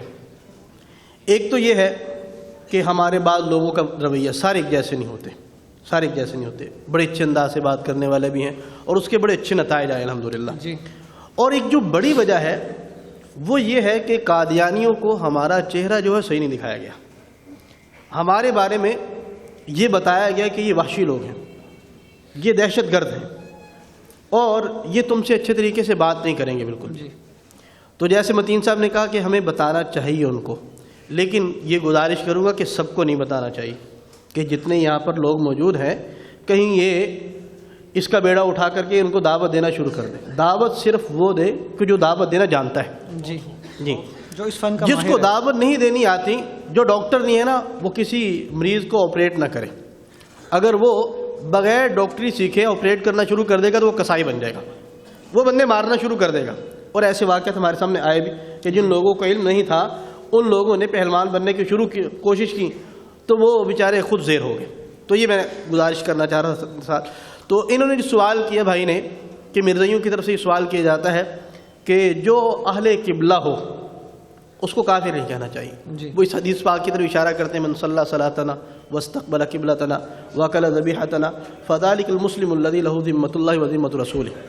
جی تو مرزائیوں کی یہ ترتیب ہے, روایت ہے ان کی کہ مرزائی جب بھی کوئی آیت یا حدیث پیش کرے گا یا کوئی واقعہ پیش کرے گا وہ پورا نہیں پیش کرے گا, وہ کچھ کان چھانٹ کرے گا جی یا اس کے اندر ایسی تعویلات رقیقہ کرے گا کہ جو عام بندے کے سمجھ میں نہیں آنے والی. اب یہاں پر اتنی حدیث تو پڑھ دی جائے گی من صلی صلاتنا واستقبل قبلتنا واکل ذبیحتنا فذلک المسلم. جی ٹھیک, لیکن آگے پوری حدیث نہیں پڑھی جاتی. رسول اللہ نے فرمایا فذلک المسلم الذی لہ ذمۃ اللہ و ذمۃ الرسول الا بحق الاسلام. کہ جو آدمی ہماری طرح نماز پڑھے, ہمارے قبلے کو اپنا قبلہ جانے, ہمارا ذبیحہ وہ کھائے, تو یہ مسلمان ہے جو اللہ اس کے رسول کے ذمے میں. جی لیکن آگے کیا فرمایا الا بحق الاسلام. جی یعنی اگر اسلام کا کوئی حق یہ ضائع کرنے والا ہے, یہ چاہے اہل قبلہ ہی کیوں نہ ہو, یہ مسلمانوں کا ذبیحہ ہی کیوں نہ کھانے والا ہو, یہ کیا نماز ہی کیوں نہ پڑھنے والا ہو, تو یہ مسلمان نہیں ہے. میں سوال یہ کرتا ہوں کہ کیا منافقین مدینہ نماز نہیں پڑھا کرتے تھے؟ جی وہ نماز کس طرف منہ کر کے پڑھا کرتے تھے؟ قبلے کی طرف قبلے کی طرف. وہ کیا مسلمانوں کا ذبیحہ نہیں کھایا کرتے تھے؟ کھایا کرتے تھے. تو رسول اللہ صلی اللہ علیہ وسلم نے ان کو منافق کیوں کہا, اور قرآن پاک نے ان کے بارے میں اتنے سخت احکامات کیوں نازل فرمائے؟ جی دیکھیے احادیث مبارکہ ایک دوسرے کی تشریح کرتی ہیں. جی الحدیث یفسر بعضهم بعضا, کہ بعض احادیث بعض کی تفسیر کرتی ہیں. جی تو نبی کریم صلی اللہ علیہ وسلم نے ارشاد فرمایا کہ مومن کس کو کہا, جی کہ کون آدمی مومن ہے. آپ صلی اللہ علیہ وسلم دوسری حدیث میں بیان فرما دیا, فرمایا امرت ان اقاتل الناس حتی یشہدوا ان لا الہ الا اللہ وامرت بہ وبما جئت بہ. فرمایا کہ مجھے حکم دیا گیا ہے کہ میں لوگوں کے ساتھ قتال کروں اس وقت تک جب تک کہ حتی یشہدوا ان لا الہ الا اللہ, یہاں تک کہ وہ گواہی نہ دے دے اللہ تعالیٰ کی وحدانیت, وامرت بہ, اور ہر اس چیز کی جو مجھے حکم دیا گیا, وبما جئت بہ, اور جو چیز میں لے کر آیا ہوں, جو احکامات میں لے کر کے آیا ہوں. تو دوسری حدیث نے اس کی تشریح کر دی. یعنی اسلام جو ہے وہ صرف نماز پڑھنے کا نام نہیں, مسلمانوں کی طرح نماز پڑھ لی جائے. یہ صرف یہ نہیں کہ قبلے کی طرف منہ کر کے نماز پڑھ لی جائے, اور صرف یہ نہیں کہ مسلمانوں کا ذبیحہ استعمال کر لیا جائے تو وہ بندہ مسلمان ہو جائے گا. یہ تین کام کر کے اگر ساری دنیا کرنا شروع کر دے تو ساری دنیا کے کفار مسلمان ہو جائیں گے. بلکہ اس کا مطلب یہ ہے یہ اسلام کے احکامات میں سے ہے. جی اور یہ عام طور پہ مسلمان کرتے ہیں. دھوکے باز مرزائی کیونکہ دھوکے باز ہے. اور دوسری ایک بڑی مزے کی بات کہ مرزائیوں نے اپنے آپ کو ہم سے خود ہی جدا کر لیا, اپنی نمازیں, اپنے روزے, اپنے قبلہ سب کو جدا کر لیا. یہ میرے پاس ایک حوالہ ہے بڑا بہترین. مرزائیوں کا دوسرا جانشین, ان کا دوسرا کنگ, خلیفہ تو نہیں کہا جا سکتا, خلافت تو بڑی پاک اور مطہر منصب کو کہا جاتا ہے. جی ان کا دوسرا کنگ بشیر الدین محمود, کہ جس کو مرزائی اپنا بہت بڑا امام مانتے ہیں, اس کا ایک خطبہ ہے الفضل کا, وہ آپ کے سامنے عرض کرتا ہوں. اس نے لکھا کہ حضرت مسیح موعود یعنی مرزا قادیانی کہ منہ کے نکلے ہوئے الفاظ میرے کانوں میں گونج رہے ہیں.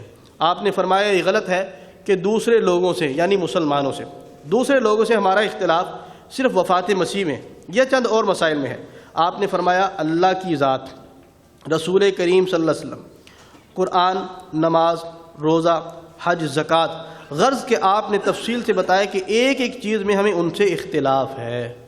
الفضل اور یہ مورخہ 30 جولائی سن 1931. تو مسئلہ پھر خود حل کر دیا. جی خود اس نے حل کر دیا. اس نے کہا جی کہ ہمارا کلمہ بھی, نماز بھی, روزہ بھی, حج بھی, زکوٰۃ بھی, اللہ بھی, رسول بھی, تو یہ سب مسلمانوں سے جدا ہے. اب یہاں پر میرا ایک سوال ہے کہ ہمارا اللہ تو وہ ہے جو رسول اللہ نے بیان فرمایا، ہمارے رسول تو وہ ہیں کہ جس کا تعارف حضور نے خود اپنا کروا دیا، ہماری نماز روزہ حج زکوٰۃ تو وہ ہے جو رسول اللہ صلی اللہ علیہ وسلم نے آج سے 1400 سال پہلے بیان کی. ٹھیک، ہم مرزائیوں سے سوال کرتے ہیں کہ تمہارا کون سا کلمہ ہے، تمہارا خدا کون ہے؟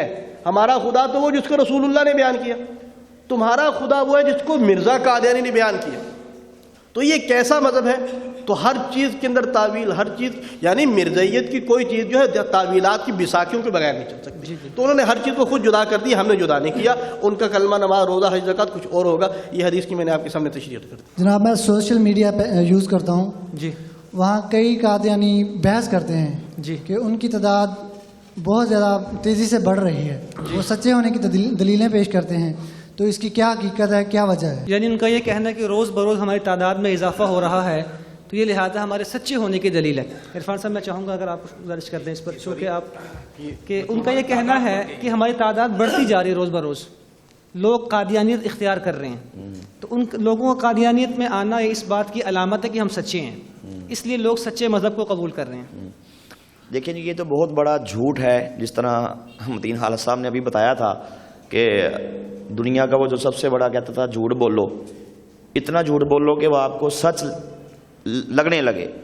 تو مرزائی بچپن سے ہی مرزائیوں کے ذہن میں یہ بات ڈالتے ہیں کہ جناب پوری دنیا کے اندر مرزائیت پھیل رہی ہے، پوری دنیا کے اندر لوگ مرزائی ہو رہے ہیں، اور ان قریب یہ ٹائم آنے والا ہے کہ معاذ اللہ پوری دنیا کے اندر اسلام، جس کو مسلمان خود کو اسلام کے نام سے متعارف کرواتے ہیں، تو وہ والا جعلی اسلام نعوذ باللہ ختم ہو جائے گا، اور ہمارا ایک نمبر اسلام جو ہے پوری دنیا کے اندر پھیل جائے گا. اس پہ میں آپ سے یہ عرض کروں گا کہ ایک جیلم کے مرزائی جماعت کے صدر تھے، مرزائیوں کے بہت بڑے مناظر بھی رہے، پروفیسر مرزا منور ملک صاحب. انہوں نے اسلام قبول کیا الحمدللہ، جس کا تذکرہ متین حالت صاحب نے بھی اپنی بک کے اندر کیا. ان کی ایک بکلیٹ ہے، ان کی ایک تقریر بھی ہے جس پہ اس کا نام ہے کہ مرزا طاہر احمد کی 50 لاکھ بیعتیں. انہوں نے اس کی ساری حقیقت کھولی کہ کس طرح قادیانی بڑھ چڑھ کے بتاتے ہیں کہ ہم اتنے قادیانی ہو چکے ہیں، پوری دنیا کے اندر مرزائیت پھیل رہی ہے، لیکن یہ بالکل جھوٹ ہے، بالکل غلط ہے. ہاں یہ ایک پہلو ہے کہ جو ہمارے جوہلا ہیں، جن کو کلمہ طیبہ نہیں پڑھنا آتا، جن کو نماز کے فرائض نہیں آتے، جن کو غسل کا نہیں پتہ، ان تک مرزائی پہنچتے ہیں خود کو مسلمان کہہ کے، دیہاتوں میں، قصبات میں، مختلف ایسی جگہوں پہ. تو وہاں پہ جا کے وہ ان کو مرزائی کرنے کے لیے کوششیں کرتے ہیں، اور کچھ لوگ مرزائی ہو بھی جاتے ہیں، یہ بھی بات ٹھیک ہے. لیکن جس طرح مرزائی کہتے ہیں کہ پوری دنیا کے اندر ہر طرف مرزائیت ہی مرزائیت پھیل رہی ہے، یہ بالکل جھوٹ ہے.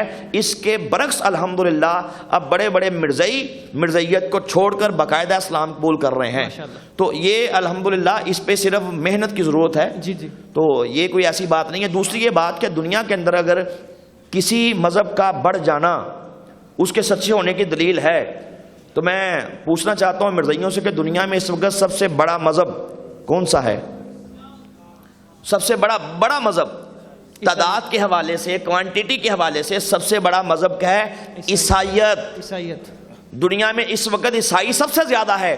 تو اگر کسی کا سب سے زیادہ ہو جانا ہی اس کے سچے ہونے کی دلیل ہے، تو پھر سارے مرزائی عیسائی کیوں نہیں ہوتے؟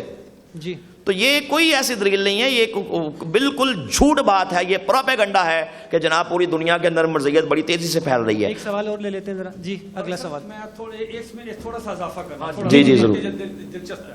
جی میں عرض کرتا ہوں کہ جس طرح برق صاحب نے فرمایا، میں برق صاحب کی بات کو تھوڑا سا آگے بڑھاتا ہوں. یہ اس صدی کا سب سے بڑا لطیفہ ہے.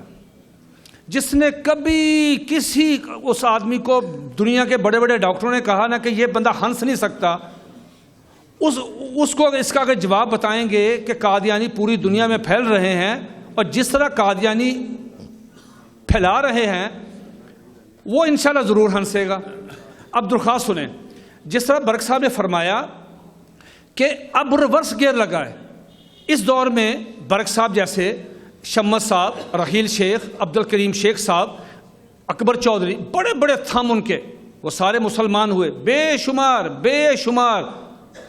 شمار قادیانی جو ہیں واپس آئے ہیں.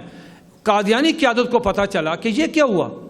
انہوں نے اپنی تعداد کو روکنے کے لیے، اپنے قادیانی لوگوں کو حوصلہ دینے کے لیے جھوٹ بولا. کیا جھوٹ بولا؟ اور عام آدمی نے جھوٹ نہیں بولا, آن ریکارڈ ہے. اگر کوئی قادیانی یہ بات سنتا ہو تو ضرور اس کا جواب دے. یہ چیلنج, یہ میں نے چیلنج برق صاحب, یہ میں نے چیلنج آج سے کوئی مطلب 10 سال پہلے, یہ میری تقریر ہے قادیانی تعداد, گوگل پہ جا کے لکھیں گے قادیانی تعداد, وہ میری سپیچ آتی ہے. اس میں کیا ہوا, 1994 میں قادیانی جماعت کے خلیفہ مرزا طاہر, چوتھا خلیفہ, اس نے لندن کے اپنا جو ان کا بڑا جلسہ, وہاں پہ اس نے خطاب کرتے ہوئے کہا کہ اس سال ہمارے نئے جو مسلمان جو قادیانی ہوئے ہیں 4 لاکھ ہوئے ہیں. 95 میں اس نے کہا 8 لاکھ, 96 میں اس نے کہا 16 لاکھ, 97 میں اس نے کہا 32 لاکھ, 98 میں اس نے کہا 64 لاکھ. یہ تعداد چلتی گئی ڈبل ہر سال. یہ آن ریکارڈ ہے, الفضل آن ریکارڈ ہے, جھوٹ کی بات نہیں. لطیفہ دیکھیں, ہر سال بڑھتی گئی. 2001 میں دنیا کا سب سے بڑا جھوٹ, 2001 میں مرزا طاہر نے, عام آدمی نے نہیں, سٹیج پہ پوری دنیا سن رہی ہے, پوری دنیا, کہا اس سال 4 کروڑ, میں نے ابھی نیٹ سے نکالا, 8 کروڑ 10,06,721. ایسا تو باٹا دا ریٹ بھی نہیں ہوتا. پوری تعداد, یہ نہیں کہا, اندازہ لگائیں, 8 کروڑ بندہ مسلمان مرزائی ہوا. میں نے اس پہ لکھا, اور ذرا تو آپ کو تو گینس بک میں آنا چاہیے کہ ایک سال میں, only 1 year, ایک سال میں 8 کروڑ مسلمان مرتد ہو گیا. آپ کے الفضل پہ کوئی ثبوت نہیں. ان کے نام بتاؤ, کس ملک کے, کچھ چینل, جس طرح مرزا قادیانی نے کہا کہ میں نے انگریز کی حمایت میں اتنی کتابیں لکھی 50 الماریاں بھر جائیں گی, جھوٹ. اور میں نے مرزائیوں کو خط لکھا, میں نے کہا سنو, تعداد کے حوالے سے نا جی سر آخری بات, اس میں کیا کہا, میں نے کہا بات سنو اور رفتار تھوڑی کرو, پوری دنیا کی تعداد سے کہیں آگے نہ نکل جاؤ. یہ اس کے بعد ریورس لگا, پھر یہ اس طرح نیچے آتے. اگلے سال کیا کہا انہوں نے, 2002 میں 8 کروڑ سے کہا جی اس سال 4 کروڑ ہو گئے. اور میں کہا آپ کا جو خلیفہ نام نہاد ہے اس کو سسپینڈ ہونا چاہیے. اب پچھلے سال یہی 2016 میں جو جلسہ ہوا ہے, اس میں کیا کہا, اس نے کہا 2 لاکھ ہوئے. کتنے 4 کروڑ 8 کروڑ اور کتنے 2 لاکھ. تھوڑے خلیفہ نے تو ویسے گولی مار دینی چاہیے تھی. اس کا مطلب یہ صرف فیک جھوٹ اپنے بندوں کو روکنے کے لیے. جی سر, دنیا میں ایسے ادارے بن گئے ہیں جو مردم شماری کرتے ہیں. جی. اچھا, بڑی لمبی بات ہے لیکن بڑی مختصر, کہ ان میں ایک اصول انہوں نے طے کیا ہے کہ اگر ایک ملک میں اتنے لوگ ووٹرز ہیں تو آبادی اتنی ہوگی. ٹھیک, تو جناب آپ اقلیتی دائرے میں آ جائیں, اپنے ووٹ درج کروائیں, آپ کی تعداد آپ کو بھی معلوم ہو جائے گی, ہمیں بھی معلوم ہو جائے گی. بالکل ٹھیک بات. 2016 یہ ہے ابھی گزرا ہے, اس کے آخر میں قادیان میں جلسہ ہوا ہے سالانہ, ان کا بین الاقوامی اجتماع ہوتا ہے جو پہلے رقم میں ہوتا تھا. اس کو لکھا ہے متین صاحب, جی سر, کہ 122واں جلسہ. ٹھیک, 122واں. اور جو اس سے گزشتہ سال 2015 میں ہے وہ لکھا ہے 125واں جلسہ. آپ دیکھ لیں, نیٹ پر موجود ہے. چلیں جی, ہمارے پاس وقت بالکل مختصر ہے, اختتام کی طرف جا رہے ہیں, اس لیے میری گزارش ہے مہمانوں سے بھی کہ وقت کو سامنے رکھ کر جواب دیا جائے. السلام علیکم سر. جی وعلیکم السلام. میں یونیورسٹی کا اسٹوڈنٹ ہوں, ماشاء اللہ. عثمان شہزاد میرا نام ہے, تو میں انجینئرنگ کر رہا ہوں. میرا کویشچن یہ ہے, گزشتہ کچھ عرصے سے جی ڈاکٹر اسلام عبدالاسلام کے بارے میں, عبدالسلام, جی بالکل, میڈیا میں ان کے حکومتی اقدامات کے بارے میں کچھ بحث ہو رہی ہے. ٹھیک ہے, تو اگر ہم بطور پاکستان دیکھا جائے تو پاکستان کا نام انہوں نے کافی اقدامات کیے ہیں, ہمارا نام روشن کیا پاکستان کا, تو کیا بطور پاکستان ہم ان کو اپریشیٹ کر سکتے ہیں کہ نہیں؟ جی چیمہ صاحب, میں گزارش کروں گا آپ سے. سر, اس میں جو متین صاحب نے ایک بات کہی تھی وہ رہ نہ جائے. ہمارا کام دعوت کے حوالے سے ہے کہ ہم نے پیغام پہنچانا ہے. منوانا تو ہمارا کام ہمارے اختیار میں نہیں ہے. ابن امیر شریعت سید عطا المحسن شاہ جی عذرائے مزہ فرمایا کرتے تھے, بھائی متین صاحب والی بات کی تائید ہے, تو بھائی اب اسلام یہاں سے داخل نہیں ہوگا, یہاں سے ہوگا. جی, منہ سے داخل ہوگا. کان سے اب نہیں داخل ہوتا. تو پیغام پہنچانے کے لیے مطلب یہ راستہ بھی بہت ضروری ہے جو آپ نے اختیار کیا. ڈاکٹر عبدالسلام ایک تو فزکس طبیعیات کے حوالے سے بین الاقوامی معیار پر وہ معیار پورا نہیں اترا جس کے حوالے سے یہودیوں نے ڈاکٹر عبدالسلام کو نوبل انعام دیا، لیکن یہ الگ بات ہے، دے دیا، ہو گیا، ٹھیک ہے، مان لیا گیا. 1972 میں فزکس کا یہ ادارہ centre for physics Quaid Azam university کے ایریے میں جو ہے یہ 1972 میں جی ان سے کہا گیا کہ اس کے لیے آپ کام کریں. جی ڈاکٹر صاحب نے انکار کر دیا، آن جہانی ڈاکٹر عبدالسلام قادیانی نے. 1974 میں قادیانیوں کو متفقہ طور پر، اور ایک بات یہ بھی آ جائے کہ متفقہ طور پر 1973 کا آئین جب بنا تو ANP کے ایک رکن قومی اسمبلی نے اس پر اختلاف کیا تھا، اختلافی نوٹ دیا تھا 1973 کے متفقہ آئین. جی لیکن 1974 کی اس قرارداد اقلیت پر اس نے بھی دستخط کر دیے تھے، ایک ووٹ کے اضافے سے یہ زیادہ متفق علیہ قرارداد اقلیت ہے. ڈاکٹر عبدالسلام قادیانی 1974 چلے گئے اپنے آقاؤں کے پاس. بھٹو مرحوم نے سائنس کے عنوان سے کانفرنس ایک بلائی اور اس میں دعوت نامہ بھیجا. انہوں نے کہا کہ میں ایسے لعنتی ملک پر قدم نہیں رکھنا چاہتا جس کی قومی اسمبلی نے مرزائیوں کو اقلیت قرار دیا. یہ ریکارڈ پر ہے. جی اس کے بعد کئی مراحل آتے ہیں. 1984 میں یہ کسی نہ بھائی متین صاحب نے لکھی ہے نہ ہم نے چھاپی ہے.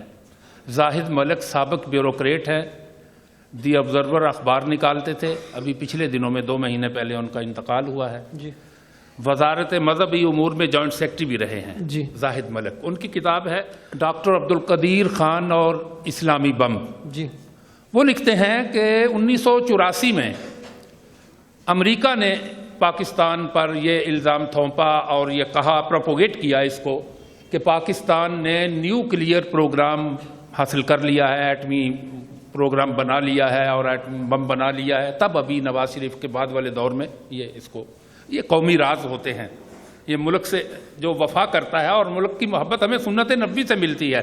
لیکن تو جناب ایٹم بم بنا لیا ہے پاکستان نے. پاکستان نے انکار کیا، وزارت خارجہ نے انکار کیا. وزیر خارجہ تھے ضیاء الحق مرحوم کے دور میں صاحبزادہ یعقوب علی خان. جی وہ گئے صفائی دینے کے لیے اور امریکہ نے طلب کیا اور وہ گئے.